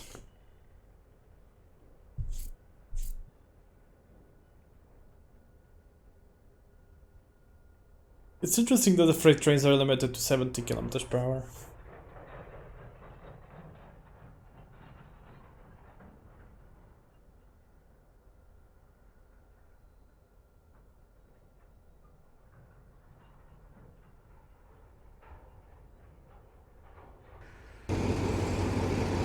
Oh! This is actually past the train. Nice.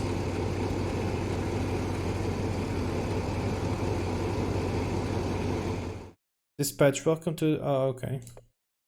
I just wanted to read this.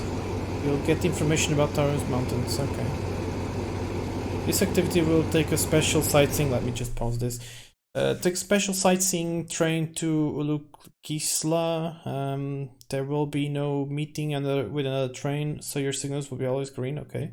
Along the way, I will give you information about the places we passed. Now prepare your locomotive and move on. You can keep the ATS turned off. No, I am not doing that. I'm actually...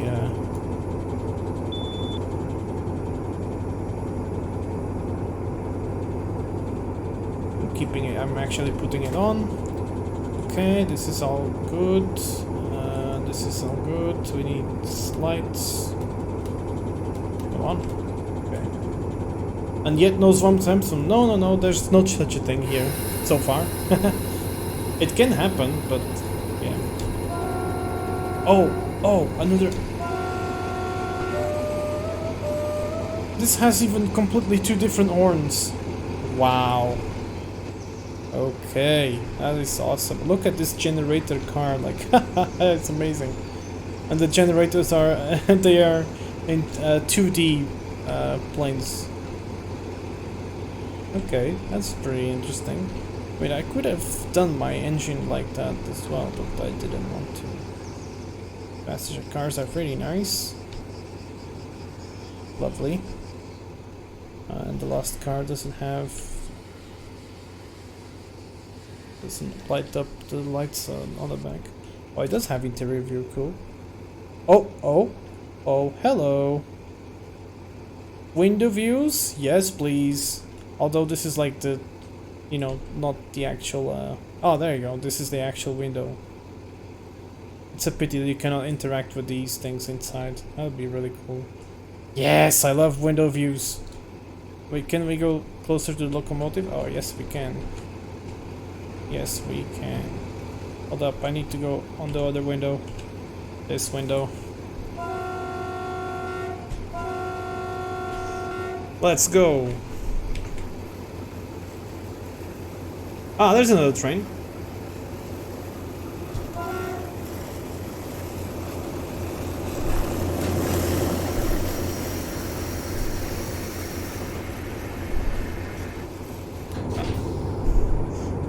We are passing the Yanis Logistics and Facilities and Yanis Locomotive Depot. With this new built facility, it is aimed to manage the loads coming from Port of Messina and Dodena. Okay, cool. I just wonder about something. This should be in this mode, I guess. Let's go, dude! Yes! Completely different horn. I love this.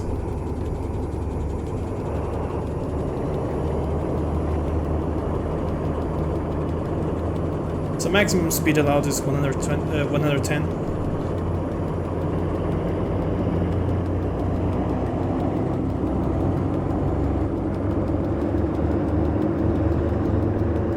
Full power.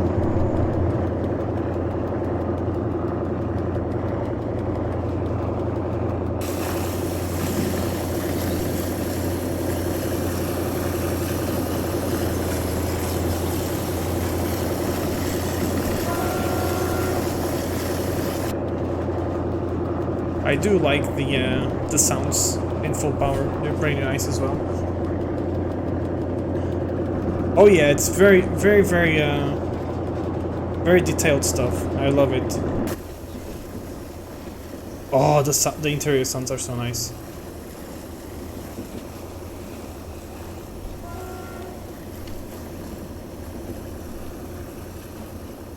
I want to see the.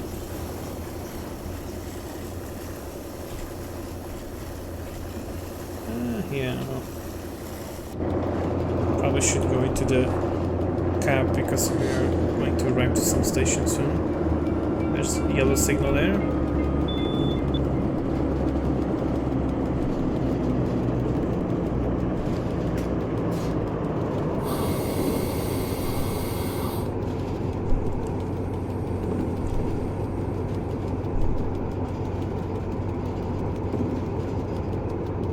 So I'm guessing we are on the opposite side of the map right now.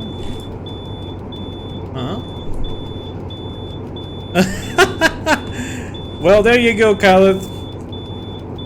Are you happy? I just got Swamp's Bremsung.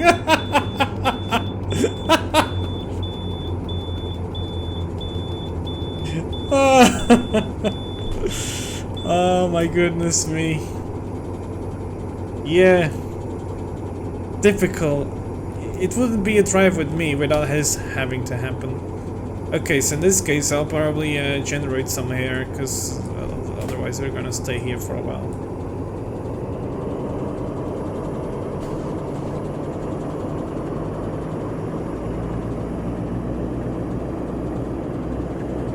Hey there, Quickie!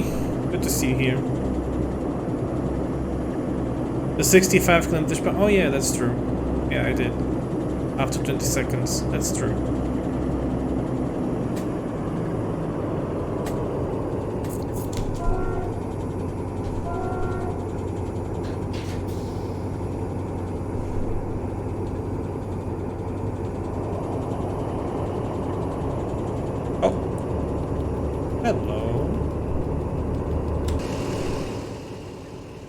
Like they've done some sort of a decoration locomotive.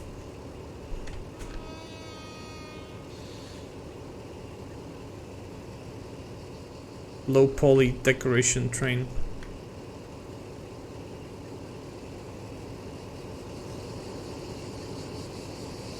The hell is that sound? Oh yeah, cool. That's nice.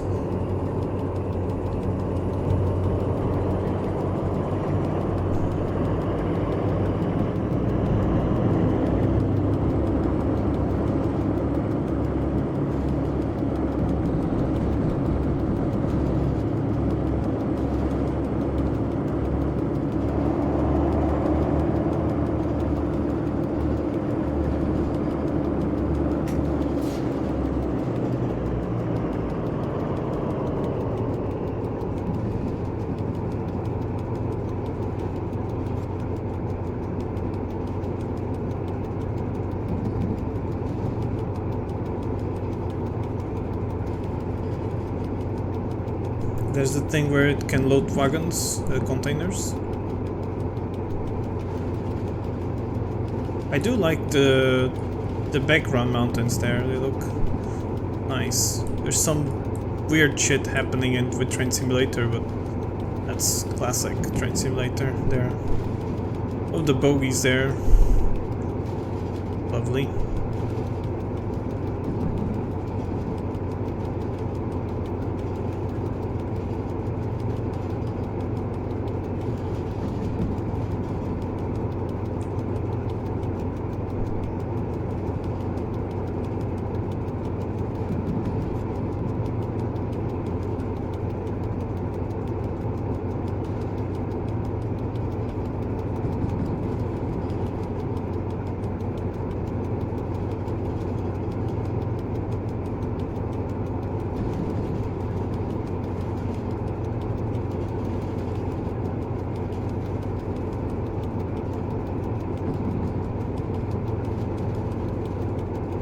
Oh, is that a water tower? I wonder if it works. doesn't have the possibility to do anything. Oh, I love the sounds of the cars. The sound of the passenger cars are so nice.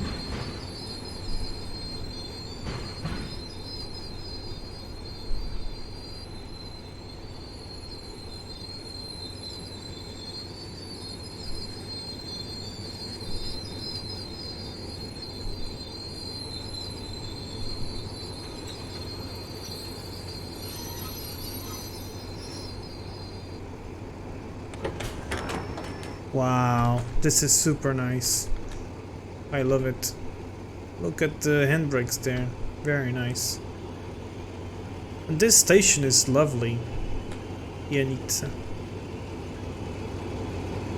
Oh, that's pretty cool.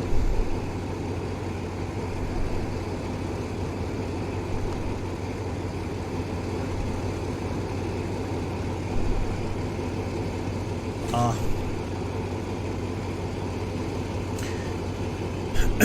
Janica station is located in the town of Janica. Okay. Cool. I need to do a screenshot. No, I need a screenshot. With a history going back 6,000 years, Tarsus has a long port stop for traders, the focal point for many civilizations. During Roman Empire, Tarsus was the capital of Cilicia. Blah blah blah blah. Okay, cool. Let me take a screenshot. There you go. Is that person actually dancing? It looks like she's kind of dancing. It kind of looks like so. This guy's walking normally. And this one is just... he looks sus. Okay.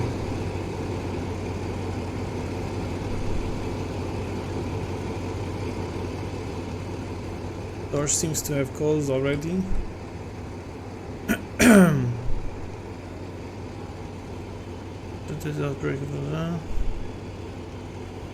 Okay, that's interesting part of history.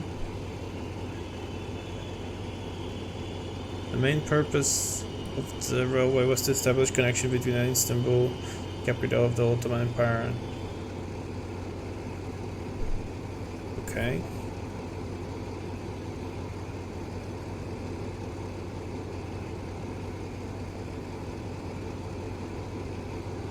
Okay, interesting information. Cool. Okay, let's. Can I continue now? There's so much information now.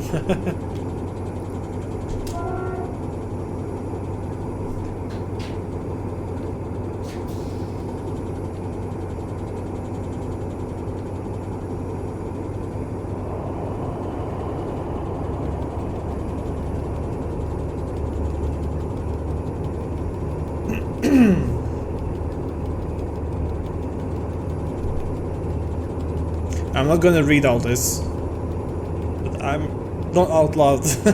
I'm reading it, but not out loud. Okay.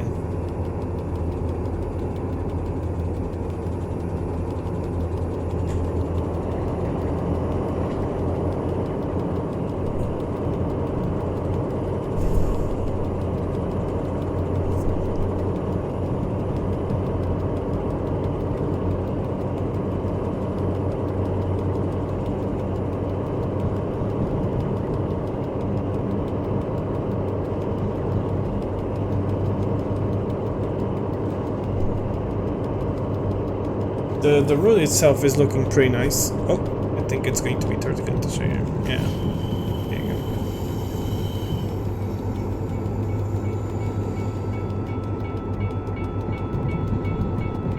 One thing I did notice, however, is that it has very specific images. Look at that. It looks the actual top of the locomotive there. And it has some images. I'm going to guess those has kilometer points. I'm not sure. Oh, it's a signal. Okay. Or what the hell is that? W. Oh, whistle. Probably whistle boards. Yeah. Okay.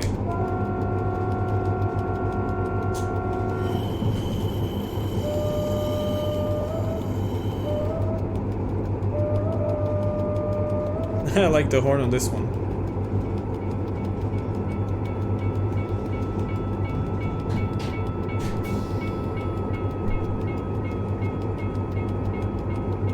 Wonder about something. Let's just put pause on this for a moment. Where's the sun? Okay, from this side. Yeah, I definitely want to do a screenshot from here. This looks very interesting. It's such an unusual scene. Look at that. It's literally the first Turkish DLC for Train Simulator. This is a game-changing thing, really, because we never had this kind of panorama over the over this part of the world on Train Simulator. So I'm very satisfied with this. Actually, it's very, very nice, and it's representing it very well. I mean, it could have been some shitty DLC, but it's not. It's something really good. Khaled, no problem. Go sleep. Go get some sleepies. Yeah, that's a good idea. I'll see you next time. Thank you very much for stopping by. I hope you enjoyed. I mean, you definitely have had to enjoy seeing me fail as usual, but but either way, thanks for stopping, and I'll see you next time. Let me just have a look at the bogies here.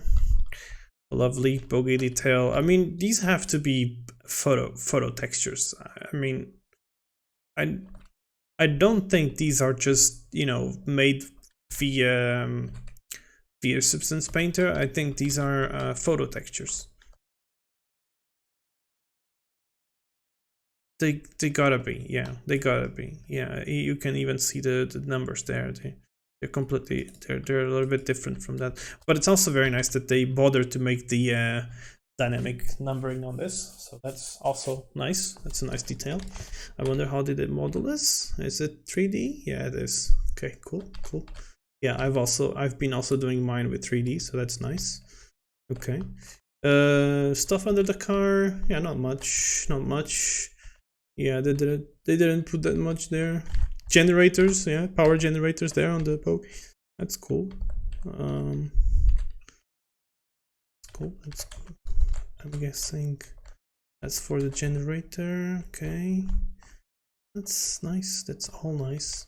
I also like the fact that the air hoses, they are actually open. Let me just check on the back of the train. Now I'm curious. Yeah, there you go. So they're actually upwards, which means they're closed. So that's all these details. It's crazy. Like it's so good. It's crazy good. This stuff is something. It's really something.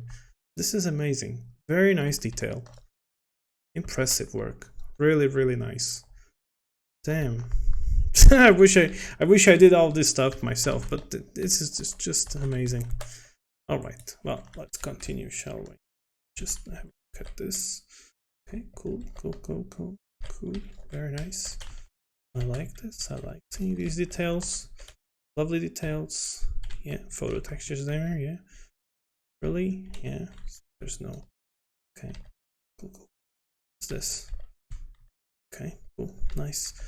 Right, okay.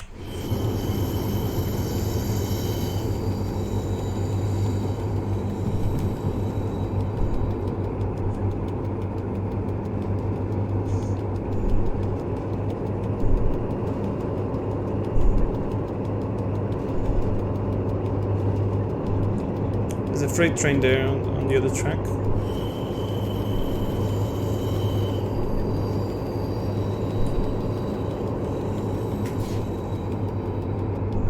We've got green.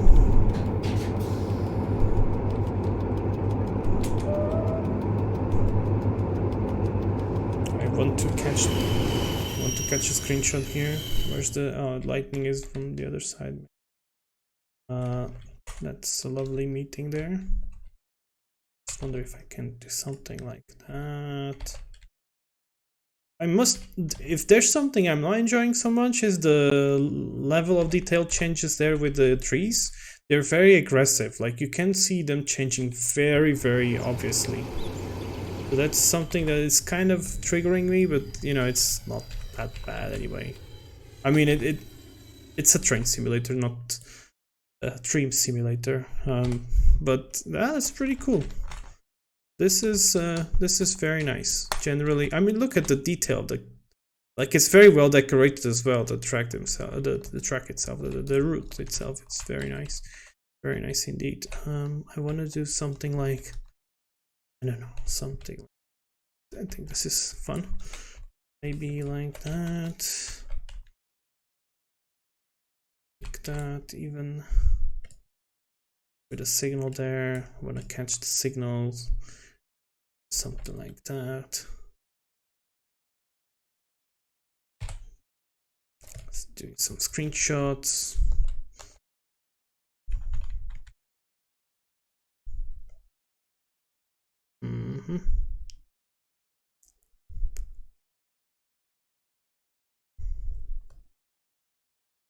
Okay.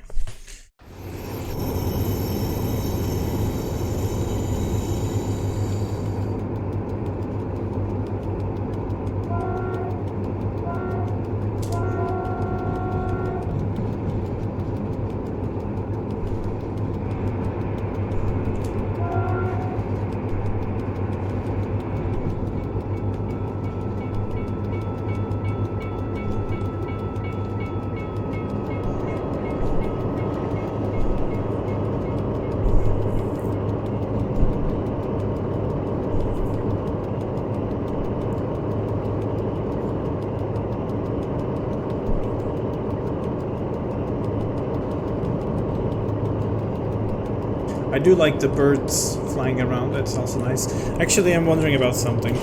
I wonder how the birds are done, actually. Ah, they're surprisingly very well detailed, even. Whoops, can't see it from much. They disappear at some closer detail, apparently. I cannot look at them really close. That's interesting. Okay.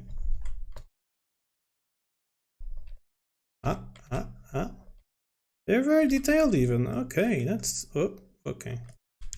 They're actually very well detailed. I mean, yeah. They have like no eyes or whatever, but you know, like you don't see them, you know, you don't normally do stuff that I'm doing. Oh, okay, that's an interesting detail here. I wonder how is this done. Oh, I like this texture. Oh, this is very nice actually. The combination of the textures of this road and the thing from the water there, the puddle, that's very nice. Some random trash here. Some yeah, trash bin.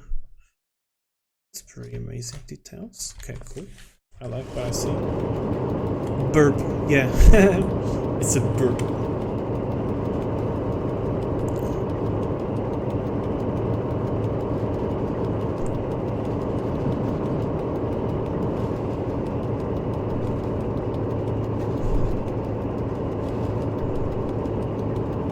Soon we should be able to speed up to 110 from here.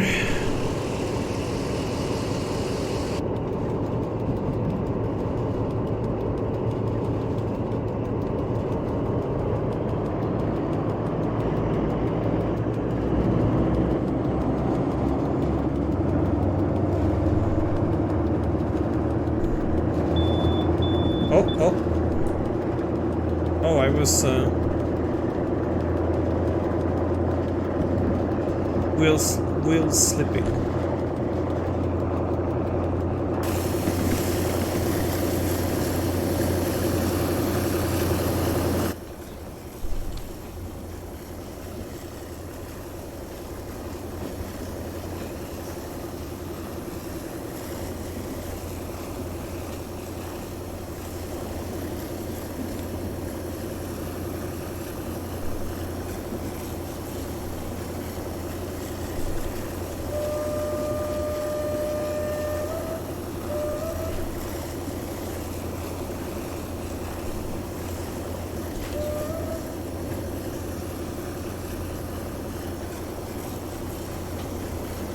I do love some window traveling like that.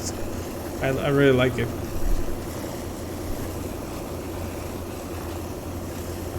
That's pretty cool, the effect there.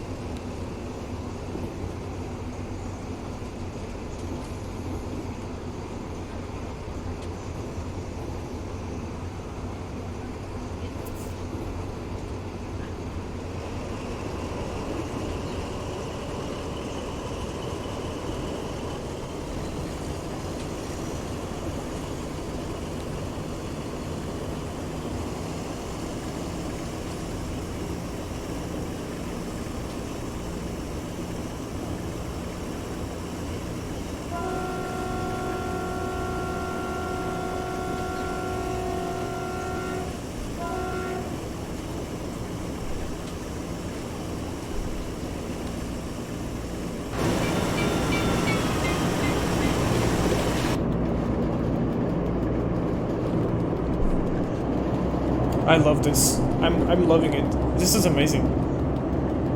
This is awesome. Seriously, kudos to the developers. This is amazing. And you know, the sounds and everything. It makes the locomotive very pleasurable to drive. In fact, let's see something. Where's the light? It's sort of counter light. Yeah, it's not so good for not the best lighting for screenshots, unfortunately. But I do something from here. Something like this. Yeah.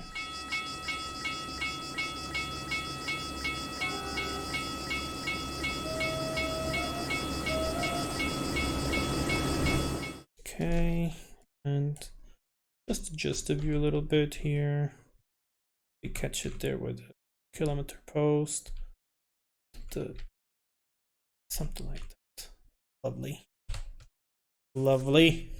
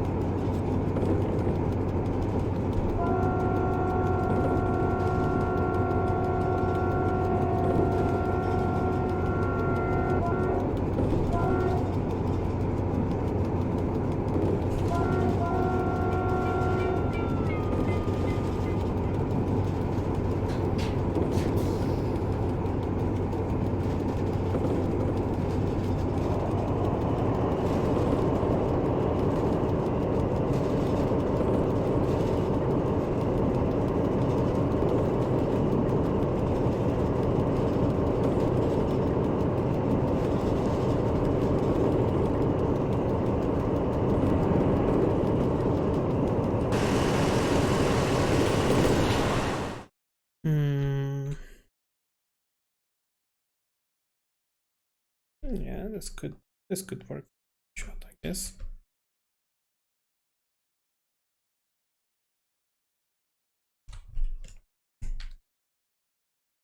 Also looks with the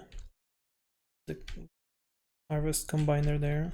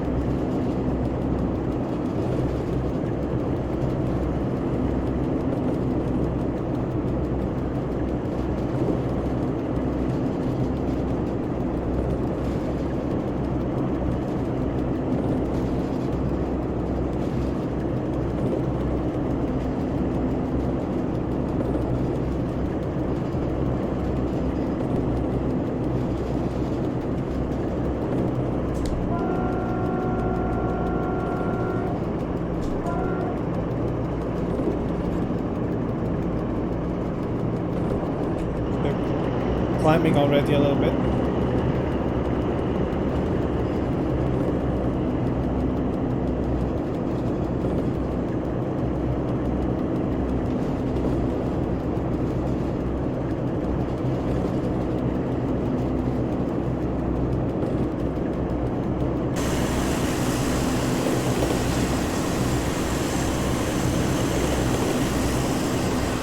Yeah, I really like these landscapes. They look very nice.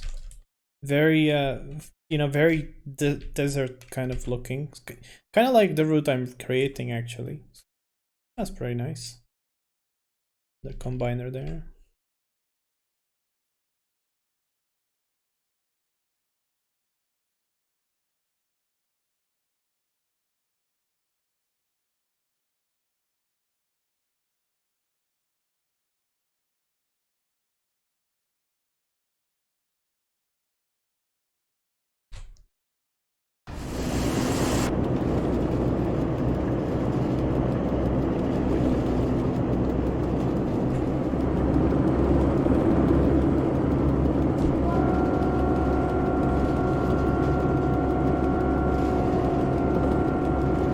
I love these level crossings in the middle of nowhere.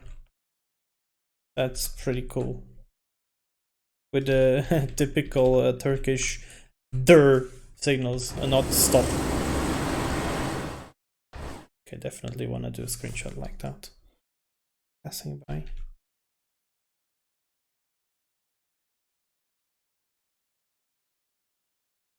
Let's focus on the thing.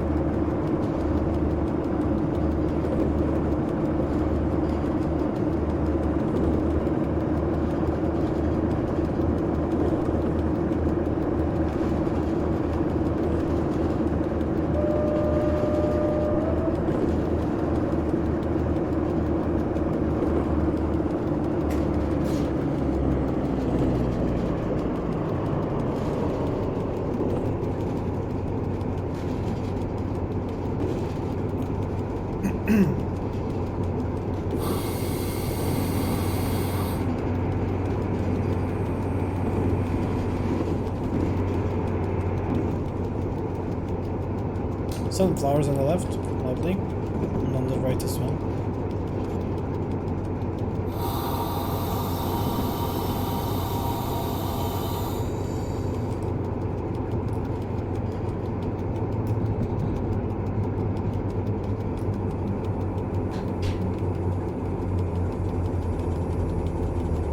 I gotta learn how to manage these brakes.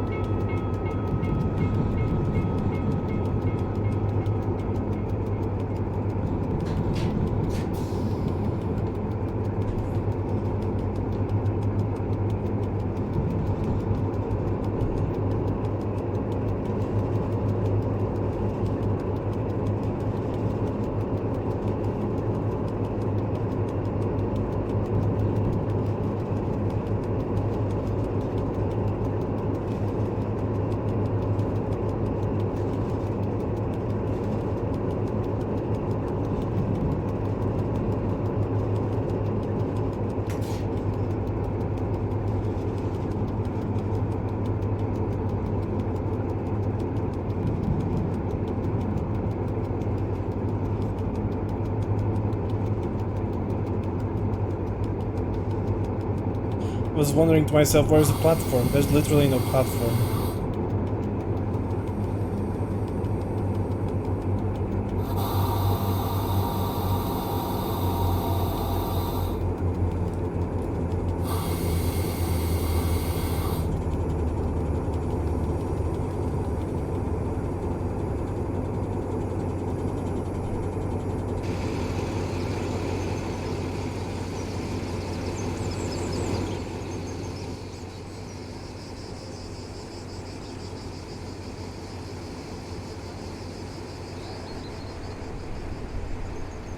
These stations are lovely. Doggo! There's Doggo. Aww.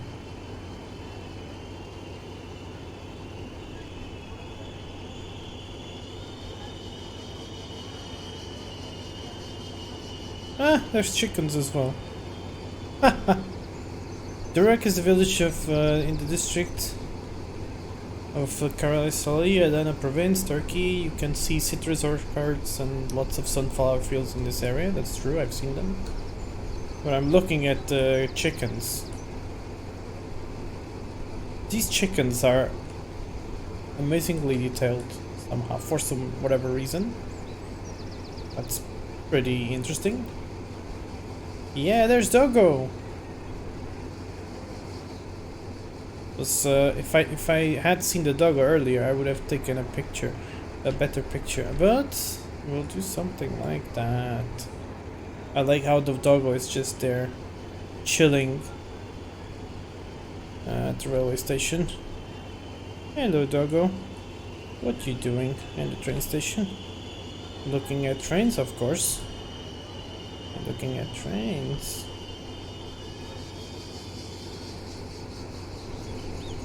I guess this is a bathroom. Some rural fields or whatever. Kind of wondering about something. Yeah, they're floating. Okay, yeah. It's okay, you know. Ah, there you go. Moo-moos. Oh, is that another doggo?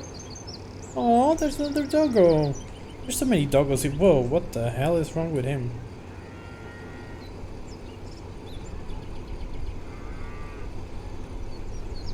It's a well-trained dog, yes. Exactly. Oh. Sheep. That's nice though, it has some animals around. Okay, we can continue the journey then.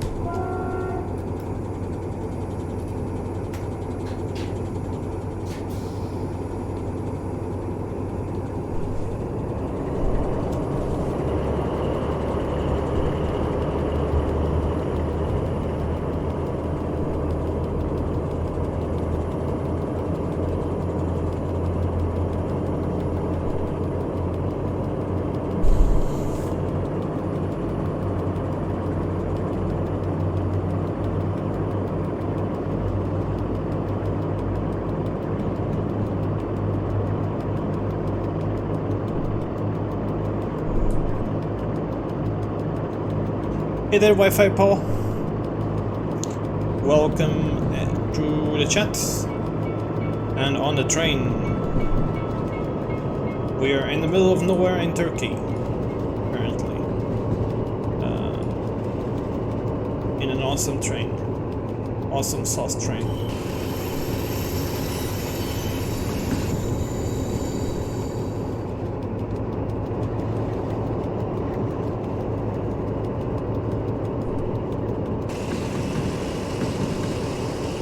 I love the sounds. The sounds are so good, like it's crazy. It's so good, so good. Okay, from here we can... It's interesting. I guess from here we should be able to go up to 110.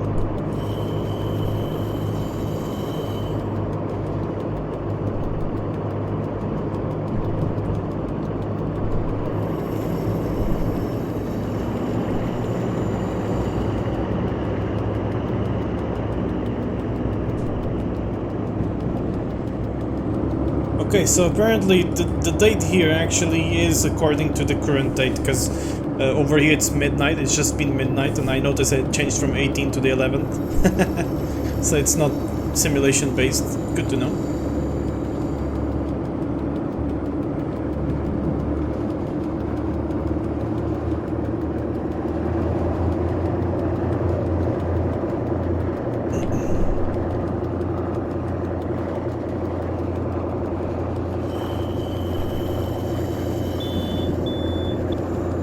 Okay, so it does have a deadman switch thing, because it just started beeping on me, and it's like there's no signals here, so I guess that's why.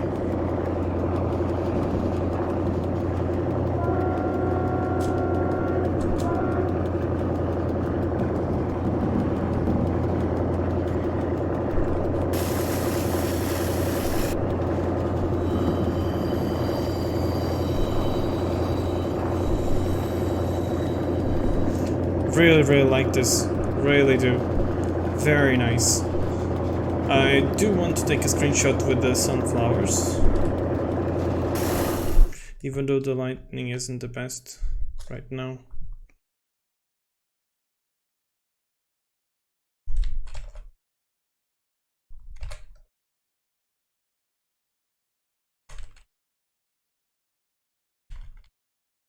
Yeah, it's not the best light for this. Oh well. Maybe some other journey I'll do it.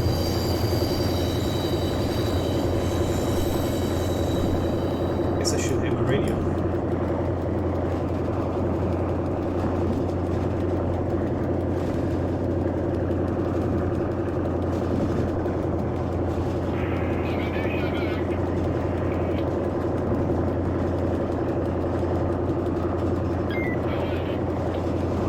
So we get random radio chatter on the radio.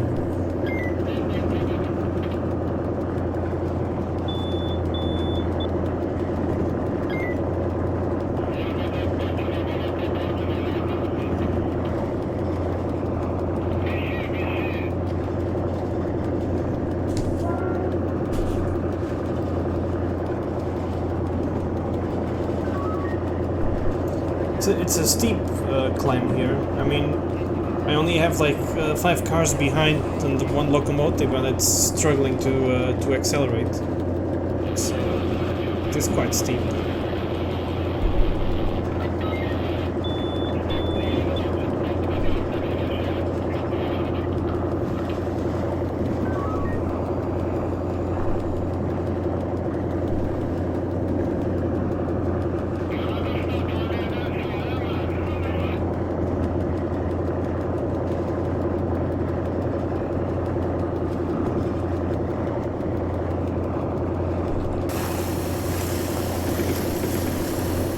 We do have good light. I'll take advantage of this part here. It looks nice. Take a screenshot. Like that. Yeah, something like that with a full train there. Lovely. This, yeah, something like that. Nice. Maybe like somewhere closer to the train. Yeah, no, I'm not sure. No. Let's try somewhere else actually. Somewhere in here maybe. We'll try.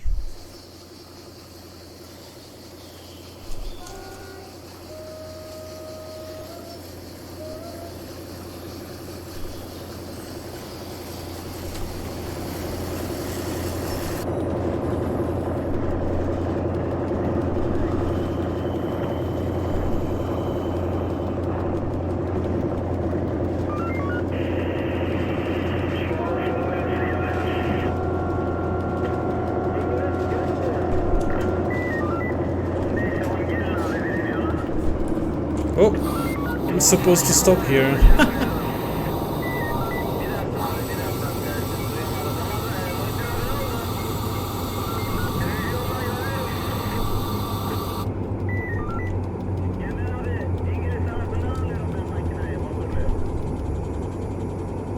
Well, I did manage to stop anyway, but That was a little bit risky there.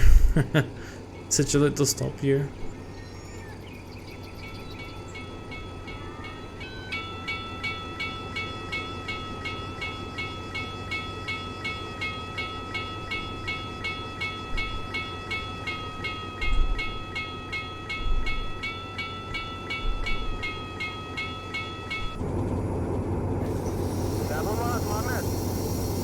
Train station is a tiny train. Kelebek is a tiny train station in the Karaysali district of Adana province, 46 kilometers from Adana. It's run by a small village and some passengers stop here. Okay, cool.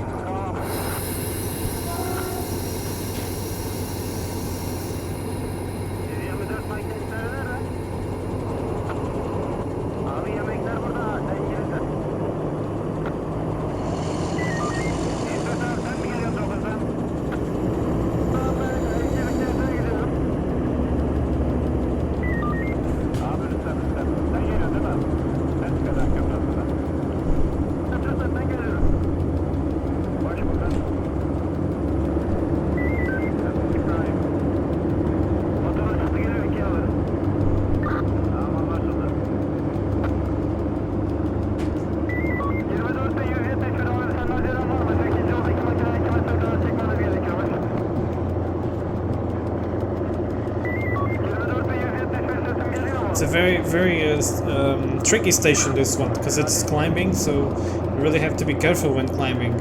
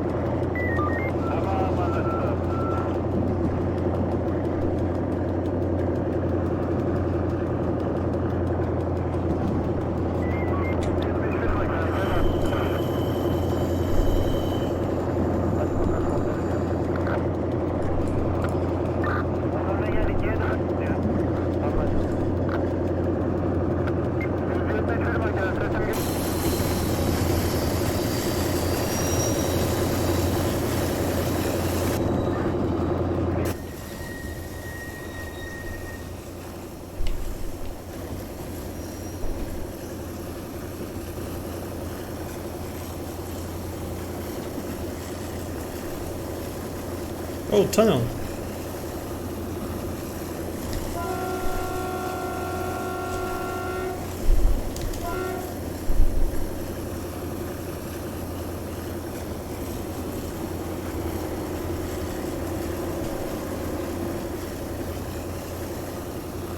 Okay, I need to try something. I need to go on the window of the locomotive with inside the tunnel to hear the reverb going on.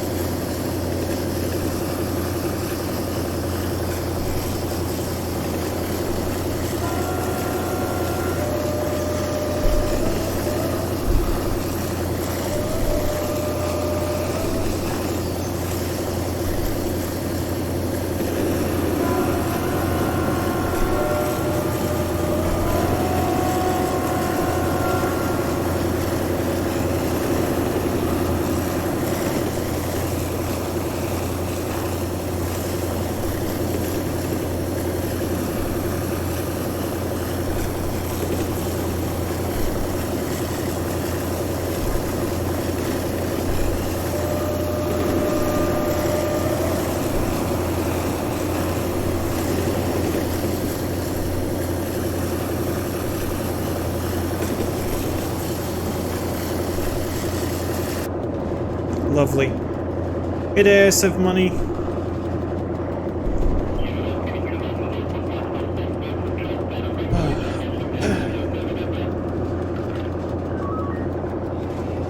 This is amazing. I really like it.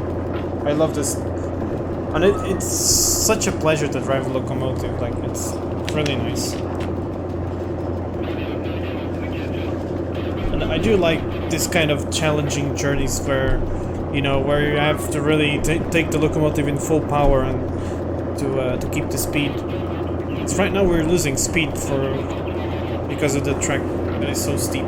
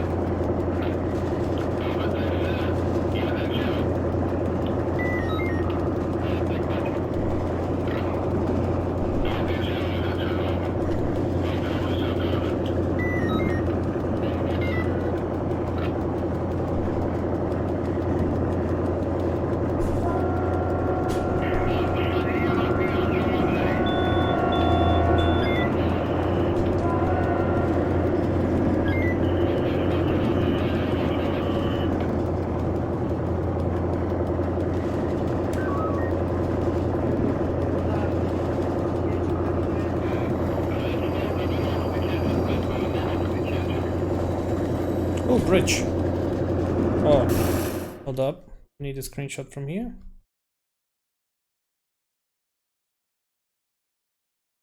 Lovely.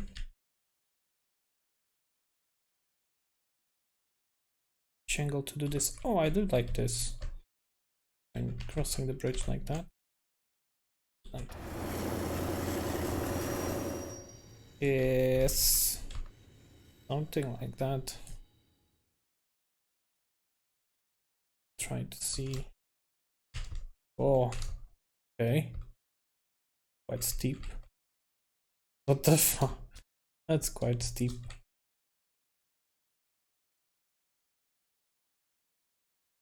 Ooh, lovely. I do like this spot here. Showing up. Yeah, I'm gonna do a screenshot from here. Do like this.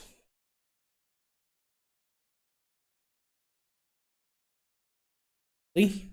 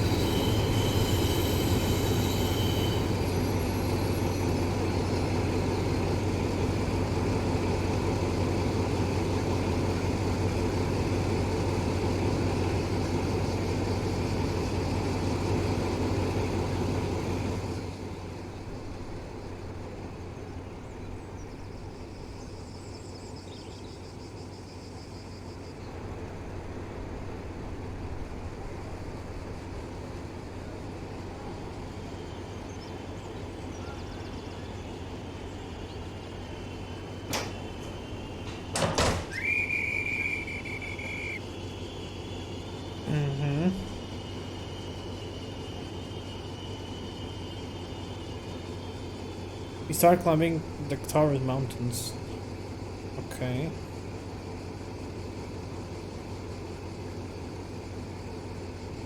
Okay, let's go then.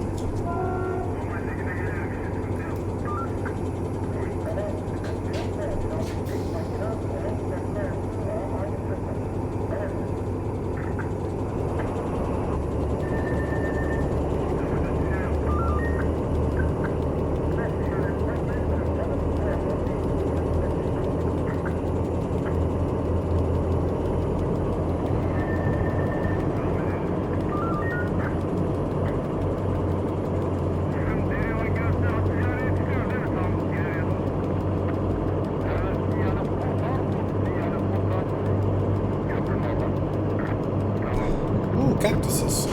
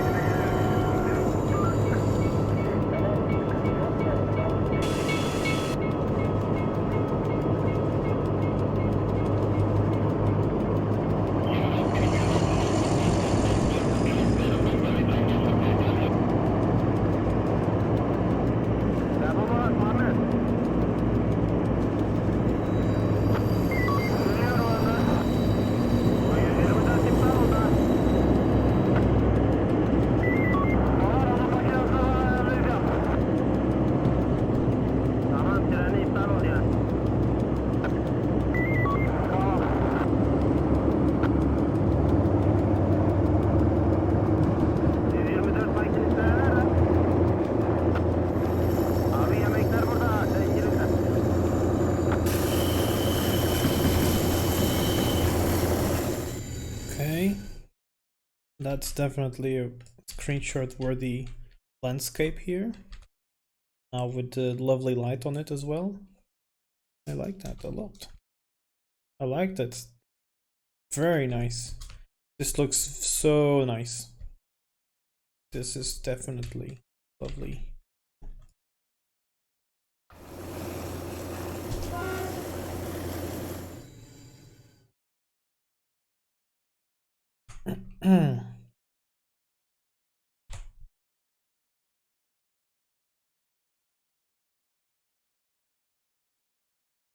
Tunnel there, very nice.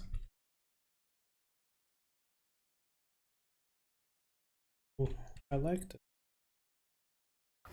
Nice flora. Very nice. Very, very nice.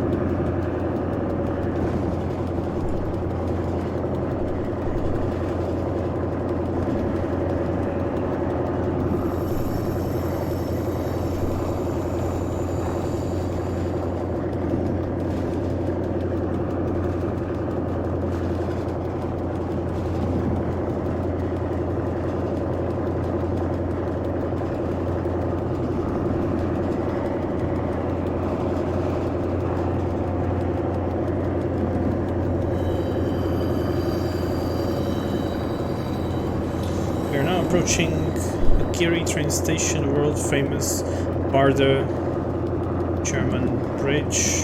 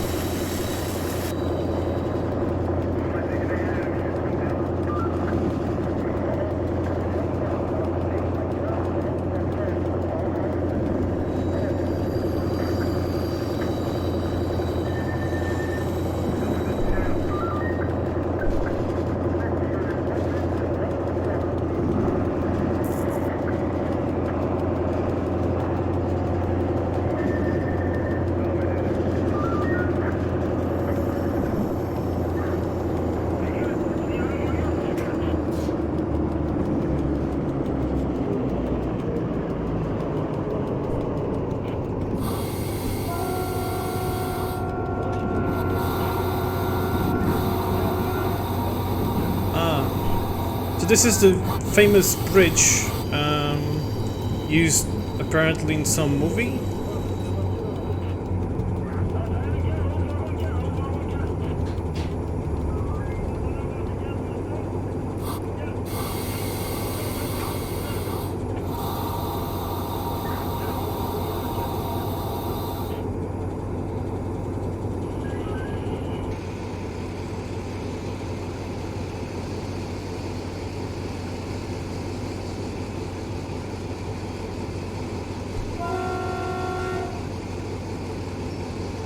She's been part of the built by Imperial German engineers as part of the Baghdad Railway. The building of the viaduct was coupled with the construction of the Ottoman German project of Istanbul Baghdad Railway to connect Berlin to Basra and part of the Ottoman Empire to enable direct supply of oil. Ooh, that's quick. The most difficult terrain.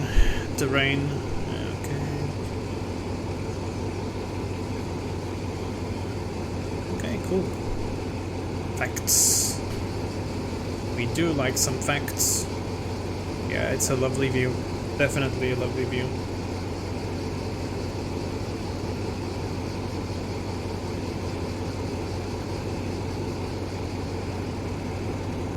Let's continue.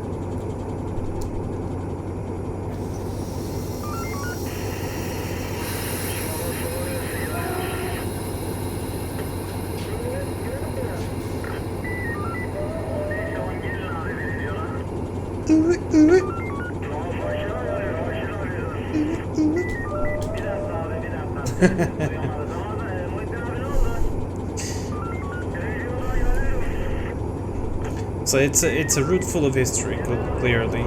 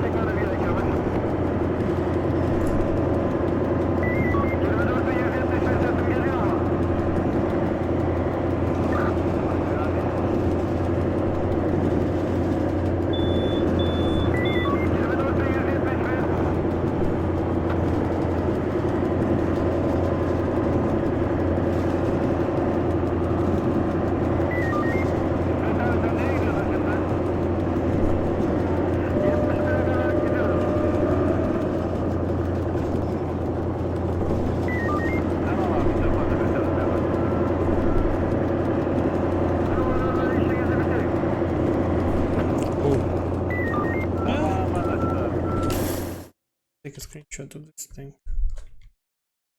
Oh, wow, wow, what a view. Nice. That's crazy. Wow, that looks amazing. Wow. Okay, that's pretty nice. Just a view.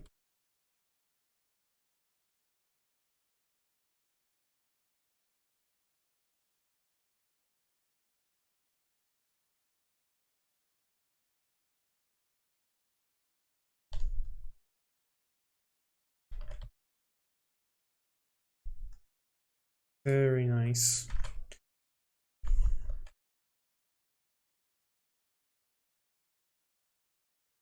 Welcome to the mountains. Yeah. What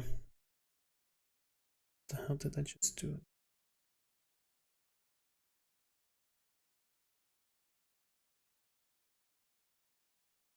We've got mountains. I love how the tunnels are actually numbered. It's 29 here. This looks amazing. really impressive. Wow, look at that. Jesus. Okay. That is high. That is high as fuck. Oh! There's a bear! Aw. Well, that's cool. That's a cool detail. Have an idea. Have an idea. Something like that. Ah, okay, no. That's not doing what I wanted. Wanted to point out to the bear. Okay, cool.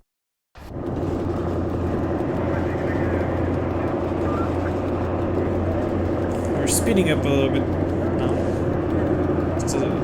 The track isn't too steep now, so it's possible to get some speed.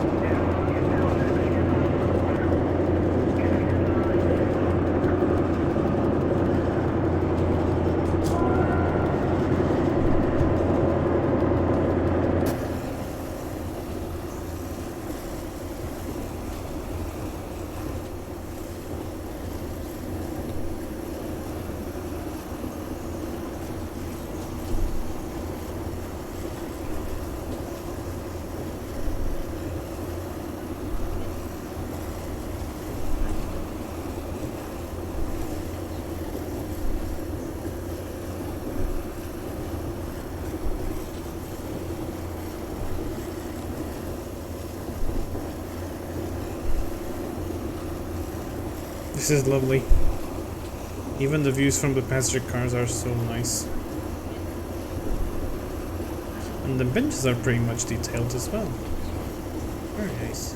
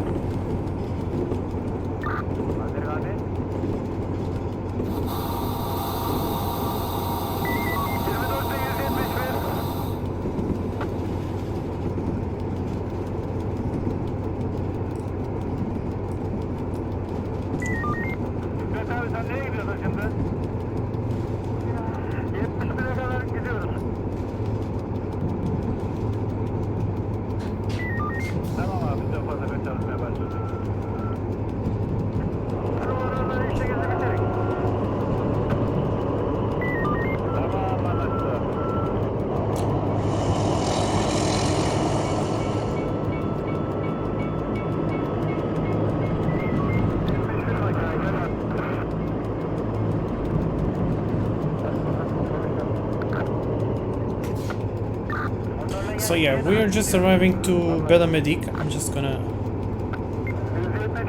actually, yeah, just turn off the radio. So we're just arriving to Bela Medic, which is the first part of the introductory ride to the route. Obviously, I'm not going to do the whole thing tonight. I will probably stream part 2 tomorrow or something, or we'll see.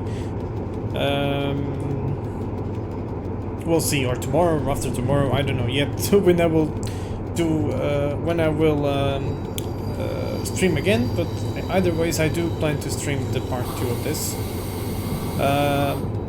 My thoughts about this DLC are nothing but positive.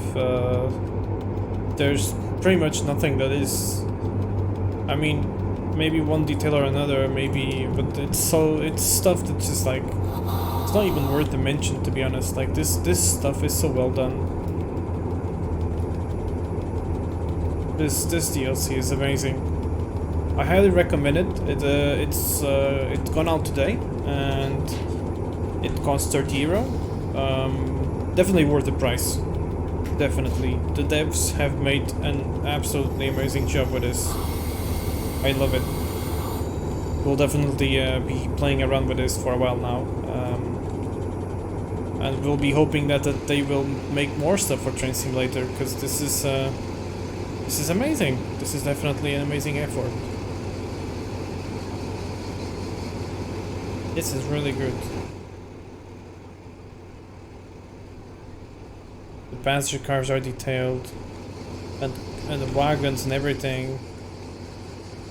The smallest details are all modeled. It's crazy. I love how the things in these ones actually they're open, but the passenger cars actually have them working properly. Okay, the first part has been completed. You can continue where we left off. Yes, so the second part will be departing from this station at Bela Medic. Right. Guys, thank you very much for watching tonight. I hope you have enjoyed this as much as I did. I think it's definitely an amazing DLC. I will be looking forward to drive more of it. Not tonight though, because I think I will actually work on my project as well still tonight. But that was something. That was impressive. That was really good. I enjoyed it a lot. I'll be also uploading this video to YouTube so other people can watch it later, and I think it works out good as a sort of a introduction, or I don't know, a review of some sorts. But yeah, but thank you very much for joining me. I'm surprised you you lasted this long. I wouldn't know that you'd bear with this kind of content, but it's nice to have you around. So thank you very much for stopping by. Everyone else as well, thank you all very much. Have a nice weekend, and we'll see whenever I'll be streaming again. You'll know. Alright, stay safe everyone, have a nice evening, and see you next time. Bye bye.